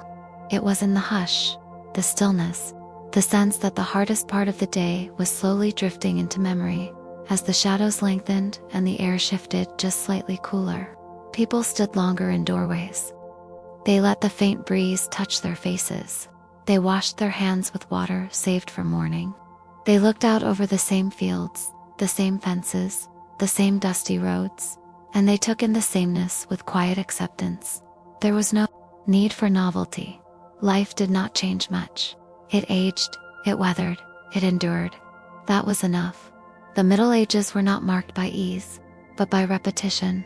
In this, there was a kind of peace, not one of comfort, but of knowing what each day would bring. The sun would rise, the air would burn, the work would be done, the evening would fall, and in these unchanging patterns, people found a rhythm that sustained them, however difficult, however dry. The light now fell lower across the land, and the sky above the village began to turn, just slightly, toward dusk. As the sun descended slowly beyond the distant hills, the world began to soften at its edges. It was not yet evening, but the harsh intensity of the day had passed. The light turned golden, casting a hazy glow over rooftops, cartwheels, and the uneven lines of fences. The sharp outlines faded into something gentler, less defined, as if the landscape were exhaling after holding its breath since morning. Even the insects, which had droned tirelessly through the heat, now moved with slower wings, their hum subdued and rhythmic.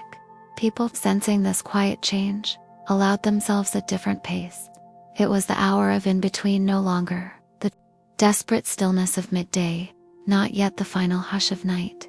This transitional time held a kind of tired peace. Hands were dirtied for the last time before the evening wash. Tasks that had waited until the cooler air arrived were now approached with slow determination. The final pulling of weeds, the drawing of water for animals, the winding of ropes around tools that would sleep until dawn. There was little talk.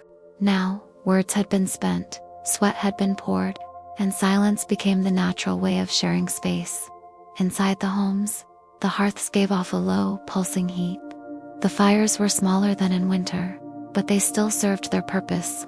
A pot, heating water for a wash, lighting a dim corner where a thread needed mending. Women moved between these tasks with muscle memory, wiping hands on aprons, glancing out doorways, making mental notes for tomorrow. Meals were portioned with care. There was always a need to stretch what little was available. A handful of peas was set aside for a child. A crust of bread softened with broth was shared with an elder whose teeth had worn down with age. The air carried new sounds in these cooler hours. Not the buzzing heat hum of insects or the lowing of animals, but the softer rustle of fabric, the thump of a pail being set down, the creak of a wooden bench accepting weight. In the fields, birds that had hidden all day now returned to sing brief evening songs from hedgerows and beams. These were not grand symphonies, but scattered, single notes, high, short chirps that echoed across the drying ground. They were reminders that some life preferred the cool and the quiet, that not all the world had retreated in daylight. Children were allowed a little freedom before nightfall. They chased one another in small circles near their homes, using sticks as pretend swords or balancing on the edge of a stone wall. Laughter was faint but present, like smoke rising gently from a chimney. Their feet, blackened with soil, kicked up light clouds of dust that settled again just as quickly. The joy was never loud. It was a softened joy, shaped by the same heat and routine that formed the rest of their day. Some families gathered outdoors on low stools or flat stones. They sat in loosely formed circles, eating from shared bowls, passing small cups of ale or water. These gatherings were rarely formal. There were no tablecloths, no rituals, only togetherness. Conversations were simple: how the beans had fared in the sun, whether the chickens had laid enough eggs, if the merchant's son had truly fallen from the roof, or if that was just another tale. The talk was part distraction, part survival, weaving threads of community from the weariness of a shared day. Monks, meanwhile, moved through their evening rituals with quiet solemnity. The bell rang again, slower now, more drawn out. Within the cool stone walls of the abbey, sandals whispered against flagstones as they moved toward vespers. The candles were lit once more, flickering against stained glass. Their chants rose in even tones, the Latin phrases drifting like a breeze across cloister gardens, though the world outside might be dirty and loud and tired. Inside these sacred spaces, time was measured in song and stillness. The monks had their suffering too, but they greeted it with discipline and prayer. In some homes, old stories were told, but only the ones people could remember without strain. No one had the energy for long legends. Short tales worked better. Now, a trick played on a neighbor long dead. A fox seen in the fields 2 summers ago that walked upright like a man. A dream someone had where Saint Benedict spoke of a coming rain. The children listened, though not all understood. What mattered more was the voice that told it, the mother's tone, the father's pause, the grandfather's thin chuckle at his own joke. The sound carried more meaning than the tale. As twilight approached, the animals settled. The chickens found their roosts. The pigs stopped rooting and lay in still heaps. The goats were tethered. The dogs curled beside doorways. their ears twitching. Even the flies lost their energy, clustering on windows or disappearing altogether. The scent of the day remained, those wet cooked grain, dust, manure. It clung to skin and cloth. 2 walls and beds. Bathing was not a nightly ritual for most. Water was too precious. Cleanliness was reserved for feast days, for births, for death. And still, the heat lingered. The day's warmth did not disappear with the sun. It lingered inside the walls, under the roofs, in the very stones of the ground. People lay down on mats or rough beds, spreading out limbs to find some breeze. Windows were left open, doors stayed unlatched. Sleep came slowly, sometimes only after midnight, when the world finally cooled just enough for the body to let go. Some would whisper prayers for rest. Others would say nothing at all and drift into shallow dreams. In the vastness of the countryside, the stars began to appear. They blinked slowly into view, patient and ancient. They had watched over other hot days and would witness many more. The moon rose in her time, indifferent to the suffering below. But for those on earth, wrapped in linen, lying beneath that warm sky, she offered a kind of comfort, a reminder that the world, though harsh and dry, was still turning. That night always followed day, and morning would come again. As the light faded entirely and night took its gentle hold over the village, the world seemed to shrink. The wide open spaces of the day became smaller, more intimate, more enclosed. Vision no longer stretched to the far edge of the field or followed the flight of a bird overhead. Instead, it lingered near on the flickering flame of a single candle. The slow drip of water from a roof beam, the shifting shadow of a sleeping animal. Darkness did not frighten most. It simply changed. The terms of living. What had been loud became soft. What had been fast became still. Within the homes, the day's labor was finally surrendered. Bodies eased onto wooden frames or onto bundles of straw spread across the floor. Some beds were shared by many husbands, wife, children, all curled like vines along the same blanket, their limbs tangled, their breaths mingling in sleep. Others lay apart, stretched on mats, with only the sound of crickets or the wind through slats to accompany them. Pillows, where they existed, were stuffed with wool or dry grass. Sheets were rare. Often people slept in the same clothes they had worked in, their skin damp, their hair matted to their foreheads. Still, there was rest. Not the luxurious rest of feather beds and silence, but the necessary kind bone deep, and earned a kind of unconscious resignation. The body, weary from the heat and motion of the day, gave in without protest. There were no distractions to delay. Sleep, no books by lantern, no clocks ticking on walls, no street lamps outside the window. There was only night full and steady, and the soft rhythm of life slipping into slumber. Dreams were unremarkable, often forgotten. The true goal of sleep was not fantasy, but recovery. Outside, the village lay blanketed in stillness. A few fires smoldered behind closed shutters. The wind, when it came, was dry and thin, barely stirring the branches of the trees. Owls called once or twice, then fell into silence. Dogs occasionally barked in the distance, stirred by something unseen. A fox might creep through a lane, nose low, ears twitching, pausing at corners to listen.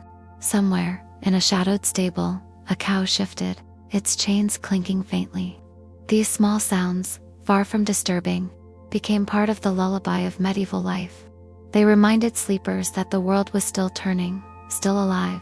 There were those who did not sleep. Night watchmen, in larger towns, sometimes walked the streets. They carried torches or lanterns, their light reflecting in pools of standing water or the shiny backs of beetles. Their feet made slow, dragging sounds on stone paths. They murmured simple chants. All is well, or sleep in God's peace, though. Not many heard them. These men were often older, trusted more for their familiarity than for any strength they could offer in danger. Still, their presence gave a sense of order, of watchfulness. Even if symbolic, some monks kept vigil in the monasteries observing the night office. They rose in darkness, long before dawn, to recite prayers. These were whispered chants in cold chapels, lit only by candlelight. The stone echoed each syllable, carrying sacred words across empty halls. These moments were as much about discipline as devotion, a way to reorder the mind, to hold fast to the divine in the face of exhaustion. They offered stability in an unstable world, a constant ritual in a life otherwise shaped by the chaos of weather, hunger, and toil. Elsewhere, a mother might rise to tend a crying child. She moved carefully in the dark, hands practiced, eyes adjusting to the faint silver light filtering through cracks in the wall. She would hush, rock, and whisper songs remembered from her own childhood, soft, tuneless, soothing, then back to sleep, or perhaps not. Some lay awake after tending to small needs, staring at the ceiling, their minds quietly turning over thoughts of debt, of crop failure, of next week's bread. Worry was timeless, but worry in the night had a different shape, larger, slower, like a distant bell heard through fog. The heat of the day did not always vanish with darkness. Sometimes, especially in stone houses, it lingered, radiating from the walls and floor. Sleep in these conditions could be restless, bodies turned often, blankets were pushed away. Water was sipped from a wooden cup beside the bed. Insects found their way inside small, persistent things that buzzed and bit. Yet even in discomfort, the people rested. They had no illusions of comfort. They accepted the night as it was, just as they accepted the day, as something not to be controlled, but endured. In these hours, the world held its breath. There was no shouting, no forging, no barking of traders. Only the vast, slow quiet, the kind of silence that feels deep, like standing in a cathedral or at the edge of a forest. The stars overhead glimmered with faint indifference. They looked down upon thatched roofs, crooked chimneys, and the narrow sleeping forms beneath them. They had watched other centuries of humans lie down under their glow. They would watch centuries more. In their light, the struggles of the day faded, becoming part of a long, ongoing story too big to measure. The midnight hour passed unnoticed by most. No one checked the time. There were no clocks in these homes, no bells for the common household to count the minutes. The night flowed by feeling, not numbers. A rooster might call too early, fooled by the moon, or a wind might change, bringing the scent of the nearby forest into the village. These were the markers of passing hours. Nothing more exact was needed. It was not precision that mattered, but rhythm. The rhythm of life and rest, of labor and pause. And so, the village slept. Not always peacefully, not always deeply, but with the full surrender of bodies worn by sun and duty. There was no guarantee of tomorrow. Illness could come in the night. Thieves could creep along the hedgerows. But none of this stopped sleep. It was a necessity, not a luxury. A surrender, not an escape. The people of the Middle Ages knew this truth well, that the sun would rise again, and when it did, their eyes would open once more to another day of heat, hunger, and hope. And perhaps, in the final hour before dawn, a cool breeze would slip through a crack in the wall and settle on a child's cheek, bringing just a moment of comfort before the world turned bright and burning once again. With the slow and steady certainty of the earth turning, morning arrived. There was no dramatic change, no sudden flood of light or triumphant sound. Instead, it began as a gradual lightening of the sky beyond the fields. The darkness pulled back inch by inch, revealing the faint outlines of distant trees, rooftops, and fence posts.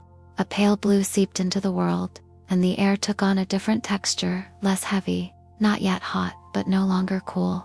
It was a time of fragile stillness, the short breath between deep night and wide day. The first to rise were not always the strongest, but the most accustomed. Old men stirred early out of habit, their sleep shallow from age. They lit small fires, slowly coaxing flame from yesterday's coals. With dry straw and careful breath, smoke curled into the dim air, mixing with the soft clatter of pots and the scraping of lids. Women rose next, tying cloth over their hair, their hands already reaching for water jugs and bread. They moved quietly, their eyes still adjusting, their minds already weighing the day's burdens. Children were the last to stir, drawn from sleep not by clocks or alarms, but by the murmur of motion around them, and the scent of bread toasting or grain boiling. They blinked against the growing light, rolled from straw bedding, scratched at bites from unseen insects, and stood barefoot on floors that were already warming. Morning was not a time of leisure. There were no soft clothes to lounge in, no lazy breakfasts with choices. There was only the certainty of work ahead, the steady rhythm of needs that would not wait. Animals too sensed the day's arrival. Chickens clucked and stretched their wings, stepping down from their roosts. Pigs grunted, shifting in their pens, eager for feed.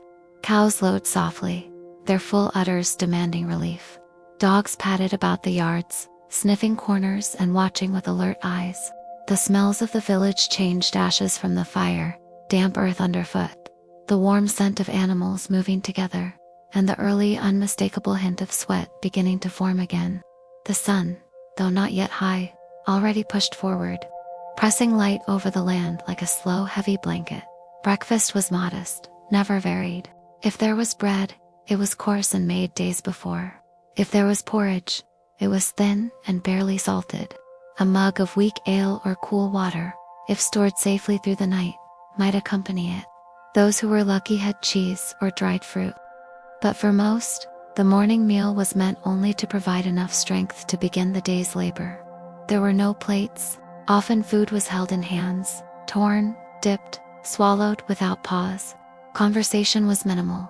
Words cost energy, and energy was precious. That once fed, the people turned again to the routines of survival. Fields needed tending before the full sun rose. Tools were gathered: spades, sickles, flails, some made by hand, others inherited and worn from use. Men walked the fields with a steady gait, neither fast nor slow, their feet knowing every stone in the path. Women fetched water again, always water, heavy in buckets, balanced on shoulders, or carried in both arms. The water was used for cleaning, for cooking, for animals. It was never wasted. Every drop mattered. The well was visited.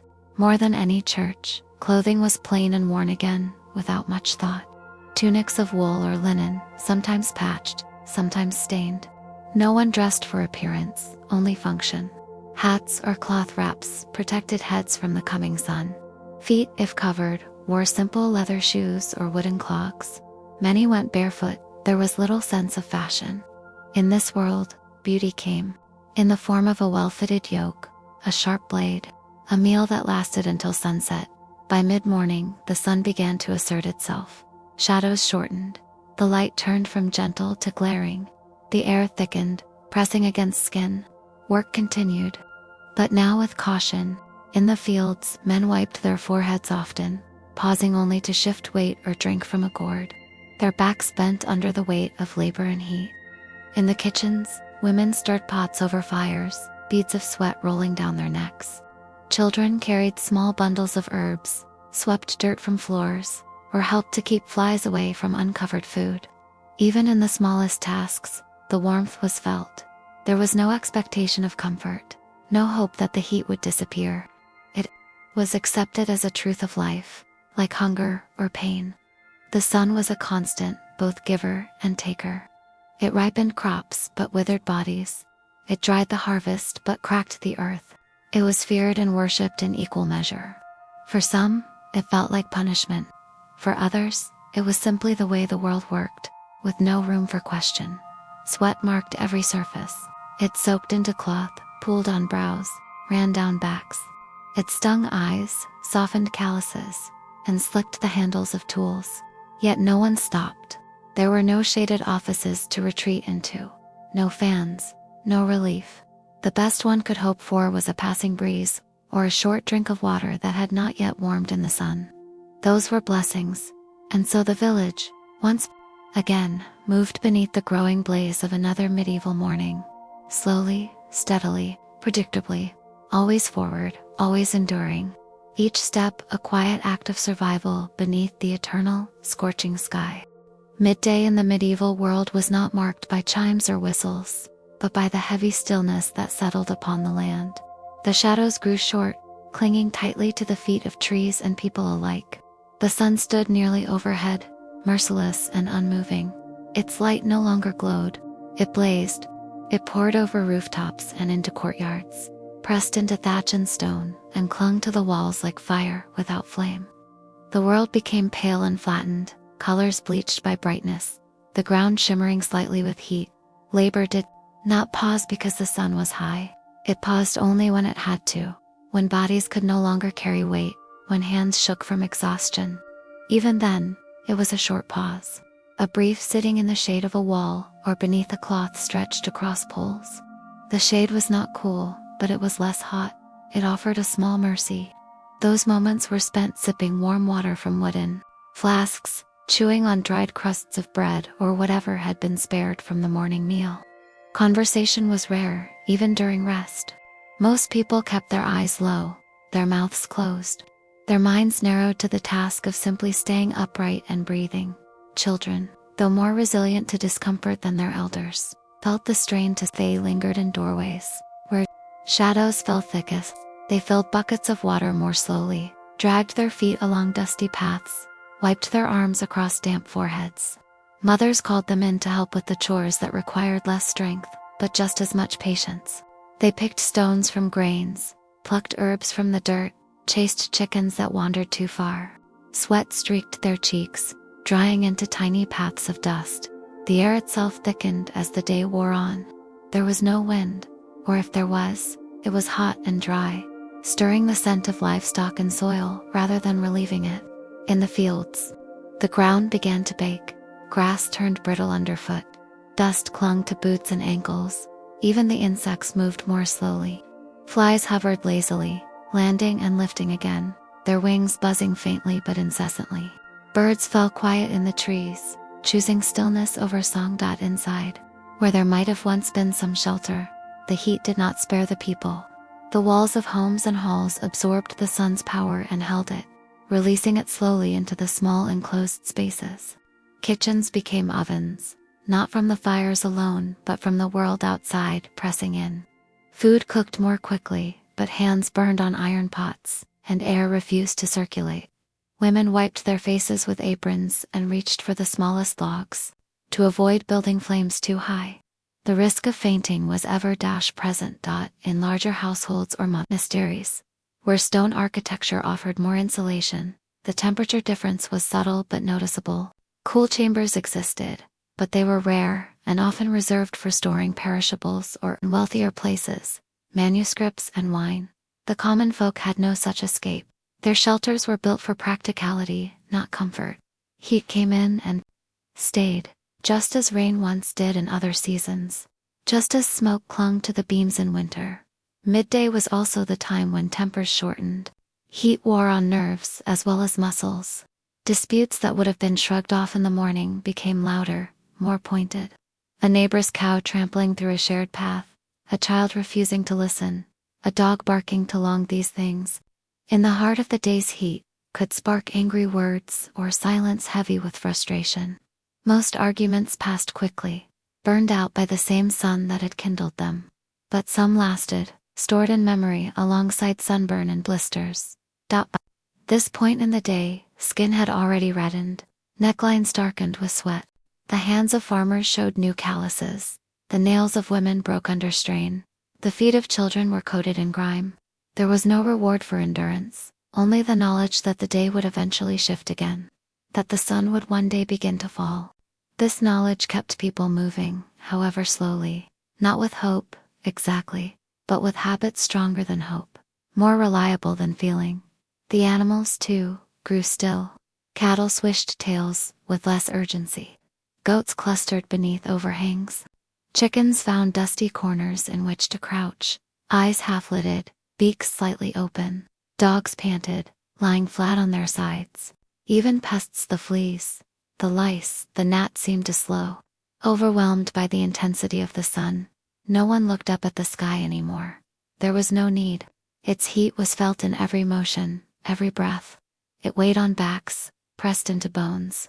It reminded everyone that they lived not at the mercy of kings or lords, but under the rule of the sun itself, a force, ancient, indifferent, and entirely unconcerned with their suffering. And so, hour after hour, the people of the Middle Ages endured, not with complaint, but with that quiet, resigned perseverance that defined their entire existence. Their world was not one of control, but of response. They did not shape the sun. They responded to it. They bore it. They worked in it. They survived under it, and they waited, always, for it to relent. But midday had not yet relented. It lingered, it glared, it tested the patience of every living thing beneath its gaze. As the sun finally began its descent from its highest point, the heat did not immediately loosen its grip. It lingered, as if reluctant to release the world from its tightening hold. The shadows, which had vanished under the noonday glare, began to stretch again slowly at first, like figures waking from a stiff slumber. Trees cast narrow slivers along the edge of the fields. Houses offered strips of shade where a person might press their back and stand in stillness. These moments of shifting light brought no celebration, only the smallest relief, a change, a signal that the long strain of the day might one day end. Labor continued, of course, though now it was slower. Hands moved with less force. Feet dragged slightly. People stopped more often, resting tools against their shoulders, wiping foreheads, glancing upward as though measuring the position of the sun by instinct alone. In some homes, this was the time for washing feet and faces. Water, warm and shallow, was poured over ankles. Cloths were dipped and pressed gently to the neck. It was not cleansing in the way we know it now. There was no soap, no scent, no lather. It was about cooling, and the momentary lightness that came from removing a layer of sweat and dust. In villages, the sounds changed. The clatter of hammers softened, the voices of traders thinned out. The clang of ironwork or the creak of carts faded into the background. In their place came more natural rhythms, the buzzing of flies, the distant croak of frogs in still water, the faint rustle of wind moving through dry thatch. Even these were muted by the heat, which dulled the world and made all motion seem slower, heavier. Some children, now weary from their small tasks, found brief moments to sit under trees or lean against walls, tracing patterns in the dirt or watching the insects crawl in careful lines. They spoke little, not from discipline, but because the air discouraged noise. The heat rewarded stillness. Elders might sit nearby, their eyes half closed, not asleep but not fully alert either, existing in a state of quiet waiting. Their joints ached from the humidity. Their thoughts drifted to nothing in particular. In monasteries, the discipline of the hours continued uninterrupted. Bells rang softly, their tones barely cutting through the thick afternoon air. Monks moved through cloisters with measured steps, their brown robes brushing against stone worn smooth from centuries of passage. In the scriptoria, where books were copied by hand, scribes continued their work with care. Ink dried faster in the warmth, and mistakes were harder to correct. Sweat marked the edges of parchment. Quills scratched slowly, forming careful Latin letters. Their work was not fast. It was never fast, but it was constant, like the heat, like time itself. Animals, sensing the waning strength of the day, began to stir slightly. Cows shifted in their pens. Birds hopped along the edges of troughs. A dog stood and shook itself, sending dust into the air before circling again and lying down. Chickens emerged from their hiding places to peck cautiously in the dirt. The movement was tentative. It would be hours before true coolness returned, but already the instinct to reawaken was taking hold. For those who labored in the fields, there was still much to do. Weeds grew whether the sun was high or low. Fences needed mending. The irrigation ditches, where they existed, needed clearing to ensure water would reach its destination when it next flowed. The soil, cracked and dry, resisted every spade and hoe. Each step kicked up tiny puffs of dust. The clothes of the laborers hung heavily on their frames. Their backs glistened, their hands already blistered became rougher still, yet they did not stop. To stop was to fall behind, and falling behind meant going hungry later. By late afternoon, some food was taken again. Not a meal, not in the way we understand it. A piece of fruit, if it had not spoiled. A crust of bread, softened with ale or water. A piece of cured meat, perhaps, if it had been saved from days before. Families sat together if they could, not around tables, but on the ground, on low stools, on whatever stones or wooden boards were near. The conversation was brief, practical. The food was eaten quickly. It was less about flavor than fuel, just enough strength to carry through. To dusk. In towns, craftsmen slowed their work. Looms clacked with less frequency. Tailors set aside needles and turned cloth carefully to avoid fraying. Smiths allowed the forges to cool slightly. their arms trembling from hours of hammering iron. The smell of smoke still hung in the air, mixing with that of livestock and the nearby stream, whose water had grown sluggish under the heat. Apprentices cleaned tools, swept dust and filings into corners, and waited quietly for the signal to end the day's tasks. No one wasted movement. Everything was done with care, efficiency, and the knowledge that the day still held more demands. Evening was near, but not yet here. And until it arrived, people continued, one step at a time, through the heat's long tail. Their minds were focused not on grand dreams or distant futures, but on simple things: finishing the row, carrying the bucket, stretching their backs without complaint. And as the sun began to lower further in the sky, casting golden light across the land, a quiet feeling took hold, not relief, not yet, but expectation. The promise that the world would, in time, cool again, that the breath would come more easily, that the night would bring shadows long enough to lie down in without burning, that, as with all things in their lives, the pain would pass, slowly, stubbornly, but surely. Evening did not fall in one sudden motion, nor did it bring any great event to announce its coming. It simply crept into the folds of the day, a gradual softening of the light, a loosening of the air's grip on skin and breath. The sun lowered, no longer burning with the force of midday, but glowing instead with a dimmer, richer warmth. Shadows returned in full length, drawn out behind carts and fences, creeping up the sides of houses, stretching into the dirt lanes where children had once played and now only dust remained. The village, like the fields, did not stir with excitement, but with measured intention. Men lifted their tools, now heavy with the weight of a day's use, and returned them to racks or pegs. The metal was hot to the touch, the wood slick from the hours of handling. A few wrapped their hands in cloth before carrying them. They walked, slowly, more slowly than before, not out of laziness but weariness. Every step was deliberate. The dust kicked up by their feet settled quickly in the stillness.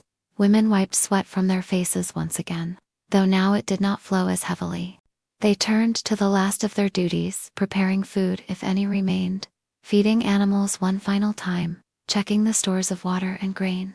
The fires that had burned low through the hottest hours were stoked gently. Flames flickered in the hearths, lighting the insides of cottages with soft orange light that danced across worn wooden beams and uneven walls of wattle and daub. Children were quieter. The sun had pulled too much energy from them.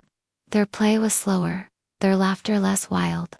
Some sat near their mothers, peeling vegetables or sorting beans. Others lay on the ground, staring at the sky, watching it change color from pale blue to deepening amber. They spoke in whispers.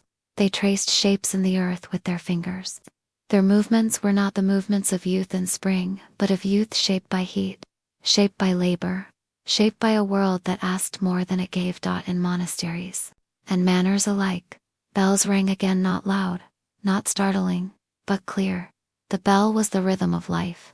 It marked the hours without judgment, calling for prayer, for silence, for meals. Monks filed into chapels, heads bowed, not from shame, but from the long gravity of repetition. They did not resist the structure of the day. They moved within it, as fish swim within the current. Candles were lit, incense curled upward, a lazy spiral of scent and smoke that blurred the lines between stone and sky. Body and spirit, even the animals responded to evening. Cows returned to their enclosures without being driven, their udders now empty, their breathing slower. Goats nestled into corners. Chickens found their roosts again, one by one. Dogs curled into themselves. Cats emerged from wherever they had hidden through the hottest hours, stretching and blinking slowly. The scent of manure lingered, the scent of sweat, of earth, of cooked grain, of leather. The air still held warmth, but no longer the kind that suffocated. It was the warmth of baked earth giving back what it had taken, gently and without sound. In some households, food was shared, though it was rarely abundant. A pot of soup, mostly water, flavored with herbs, thickened with old bread, a strip of salted meat, sliced thin, a boiled onion, a cup of ale, weak but safer than water. There were no feasts. There was no table full of choices. Each meal was the result of planning, rationing, and small luck. Eating was quiet, Gratitude was not spoken but understood. There was no waste, because there could not be. Even crumbs were gathered, the bowl scraped clean with a finger or piece of crust. Stories were told, but they were simple, not tales of adventure or laughter, but remembrances of who had passed, of harvests past, of strange lights seen in the sky, of saints and sins, of neighbors and their flaws. These stories were not entertainment. They were the passing of time. They were reminders that others had lived before, and others would live after. That the heat would come again next year, and the year after that, and the year after that too. The air cooled by degrees, never suddenly. One might notice it only by the chill that crept into the elbows or the back of the neck. Shawls were drawn around shoulders. Coals were stirred in the hearth to bring back a little heat. Doors were closed, not latched, there were no locks. Only heavy wood set against heavier wood. The scent of burning wood replaced the scent of sun-warmed straw. Inside, people settled. They sat together in silence, staring at the small fire. The flames cast shadows on the walls, their flickering light catching in the eyes of the tired. There was little talk. The day had taken enough breath already. Sleep did not come all at once, but piece by piece. First in the children, who leaned against arms or walls. Then the elders, whose heads dipped slowly. Then the mothers and fathers, who stayed awake just long enough to check the last of the tasks, to move the coals, to listen once more for the sounds outside, dogs barking, owls calling, the wind shifting. Outside, the stars began to appear. One at first, then two, then too many to count. The moon, if visible, hung low, casting its pale light across the rooftops and fields. The world had not cooled fully. The heat of the day still radiated from the stones and the earth. But it was enough. Enough for bodies to rest. Enough for eyes to close. And so the medieval world, wrapped in the worn cloth of evening, exhaled. It did not sleep in comfort, but in routine. And in routine there was peace. The kind of peace born not of ease, but of knowing that they had survived another day beneath the heavy hand of the sun. Night in the Middle Ages arrived, not with celebration, but with relief. It descended slowly, inching across the sky like a blanket laid carefully over a world still exhaling from the weight of the sun. There were no electric lights, no hum of distant cars, no glow from windows. Darkness came fully, deeply, and without interruption. The final glow of day slipped behind hills or treetops, and with it went the last sharpness of the light. In its place came deep blues, grays, and the unsteady flicker of flame. Fires dimmed, candles burned low. The world shrank inward, folding into shadows, silence, and the breath of sleeping things. Within the cottages and manors, sleep did not arrive all at once. First came the arranging of the sleeping places, straw pallets gathered on wooden frames, or if space was lacking, laid directly on the earth-packed floor. Families often slept together, not only for warmth but for safety and custom. There was no thought of privacy, for it was a luxury unknown to most. Children curled near their mothers. Fathers stretched out near the door. In wealthier homes, chambers existed, but even these were shared among many. The heat of the day still clung to the walls. Stones released it slowly, warming the rooms just enough to blur the edges of comfort. In summer, it was a mixed blessing. Blankets, when used, were thin and scratchy, woven from wool or coarse linen. Some slept without them, relying instead on the closeness of bodies and the softness of breath. The air no longer felt like fire, but it was not cool either. It was heavy and still, thick with the residue of the sun's punishment. Outside, the world changed. The village became a collection of dark shapes. Roofs lost their detail. Trees stood like hunched figures against the starlight. The animals, quieted by dusk, now fell fully into their own sleep. Only the occasional low sound broke. The stillness, the soft bleating of a sheep, the shifting of a pig, the distant hoot of an owl. Dogs, if they stirred, did so to yawn and lie back down. Their duties momentarily paused. For some, the night held more than sleep. Watchmen in larger towns patrolled the lanes, carrying torches or lanterns that sputtered and hissed in the warm air. Their steps echoed on the stone. They murmured to themselves, not loudly, but just enough to break the silence in a way that let others know they were not alone. In monasteries, certain monks rose again for prayers, even at night. Their bare feet moved over cold flagstones. They lit candles with steady hands, the wax pooling in quiet puddles, scenting the air with a faint sweetness. Night prayers were said not with urgency, but with surrender. There was no rush. The pace was slow, deliberate, each word a soft rhythm. In the hush, psalms echoed through dark chambers, rising like mist, as the monks whispered their verses into the vastness of stone halls. Outside the abbey, the world was still, as if listening. In the countryside, beyond the clusters of homes and walls, the darkness was complete. Forests became unknowable, paths vanished. The sky loomed large above, scattered with stars that seemed closer than the next village. Travelers rarely moved by night unless forced. The risks were too great: bandits, beasts, or simply the chance of losing one's way. The forest paths held secrets best left undisturbed after sunset. Wolves were rare but not absent. Wild dogs more often roamed the edges of fields. Their eyes caught starlight. Their growls echoed against the trees. Sleep itself was not always deep or continuous. People woke often disturbed by dreams, by discomfort, by the sounds of others shifting.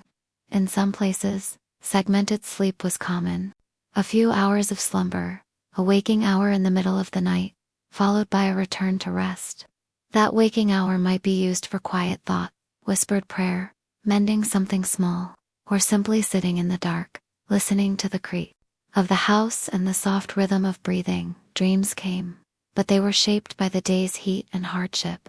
Often they were simple: of water, of shade, of distant rains. Sometimes they were unsettling, filled with fears of illness, famine, or fire. Sleep did not erase the worries of the day, it only paused them. And yet, people slept because they must. Their bodies demanded it. Their bones, weary from toil, settled gratefully into stillness. For the truly poor, those with no roof, no bed, and few possessions, the night was harder. Some sought shelter in barns or lean-tos, others beneath trees or abandoned carts. Sleep came slowly to those exposed to the open air. Fear was their companion: fear of theft, of weather, of wandering hands, or worse. And yet even they closed their eyes eventually, cradled not in comfort, but in exhaustion. Above all, the night brought quiet, a kind of quiet we rarely hear now. There were no machines, no clocks ticking loudly, no distant hum of lights or wires. Just the wind, if it stirred, the leaves, if they rustled, the soft snores of a family, the distant bark of a dog, and the breath of the sleeping earth, slow and deep. Resting at last from the cruel brightness of the day, the stars remained, blinking silently over thatched roofs and open fields. They had watched the day unfold. They had seen the sweat and the labor, the meals and the quarrels, the prayers and the aches. And now they watched over the sleepers, offering no warmth, but a kind of stillness that asked for nothing, that simply existed, high and vast and unreachable. And so the people of the Middle Ages slept imperfectly, humbly, and without knowing whether tomorrow would be any easier. But knowing only this: the heat had passed. For now, the day had ended, and for a few precious hours, the world was quiet. The final hours of night were the stillest of all. By now, the air had cooled just enough to let bodies rest more deeply. The heat no longer pressed so hard against skin and stone. It had retreated, not entirely, but enough to allow sleep to settle like a heavy cloth across the village and countryside. The last embers in hearths had dimmed to faint glows, barely offering light, barely offering heat. In many homes, not even a flicker remained, just ash and silence. Outside, the stars clung to the sky like ancient watchers, unchanged by human toil, unmoved by the suffering of sunburnt fields or parched mouths. Their pale light draped over rooftops and hedges, reflected off puddles left from the last rare rainfall, and blinked on the slow-moving surface of distant rivers. In that silence, the land itself seemed to sleep. No wind, no voices, no movement. The occasional stretch of an animal, the soft flutter of a bat overhead, or the distant shifting of trees no one could see. In town's narrow streets remained deserted. The cobblestones, heated all day long, had finally cooled to something close to comfort. Stray dogs lay curled in corners. Wooden shutters were closed tightly, some creaking in their frames. The night belonged to the stillness now. Even the watchmen walked more slowly, their feet tired, their torches low, their breath clouded in the cooler air, and they counted the hours not by clocks, but by the sky, by routine, by instinct.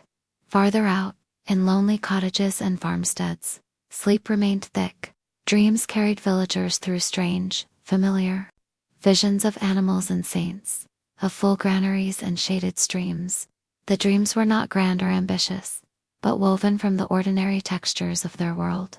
The weight of a clay cup in hand, the scratch of wool, the murmur of bees. These small sensations returned in sleep, sometimes clearer than in waking, softened by memory and need. And then, slowly, without drama or urgency, the edge of dawn began to form, not as a bright light, but as a subtle thinning of darkness, a softening in the blackness, a hint that the stars were beginning to lose their grip. The first birds, those who could not wait for full light, began to chirp hesitant, sparse, scattered. Their songs were not cheerful, not yet. They were simply the start of something old, inevitable, and often unwelcome. For those who stirred early, perhaps a monk called to pre-dawn prayer, or a baker tasked with kneading dough in the quiet, the return of light was not met with joy. It meant the return of duty, of heat, of thirst. The sun would rise again, and with it the same troubles. The well would need drawing, the animals would need feeding, the sweat would return before long, and yet, they rose, because that was what they had always done. The rhythms of life did not ask permission. They arrived, like breath, like hunger. Slowly, more homes began to stir. A cough behind a door, the scrape of feet on a floor, the sound of someone throwing open a shutter, letting in the first dim light, a rooster's cry, hoarse and proud. The day was coming, and with it the sun. In the east, the sky colored faintly pale yellow, soft pink, a little blue.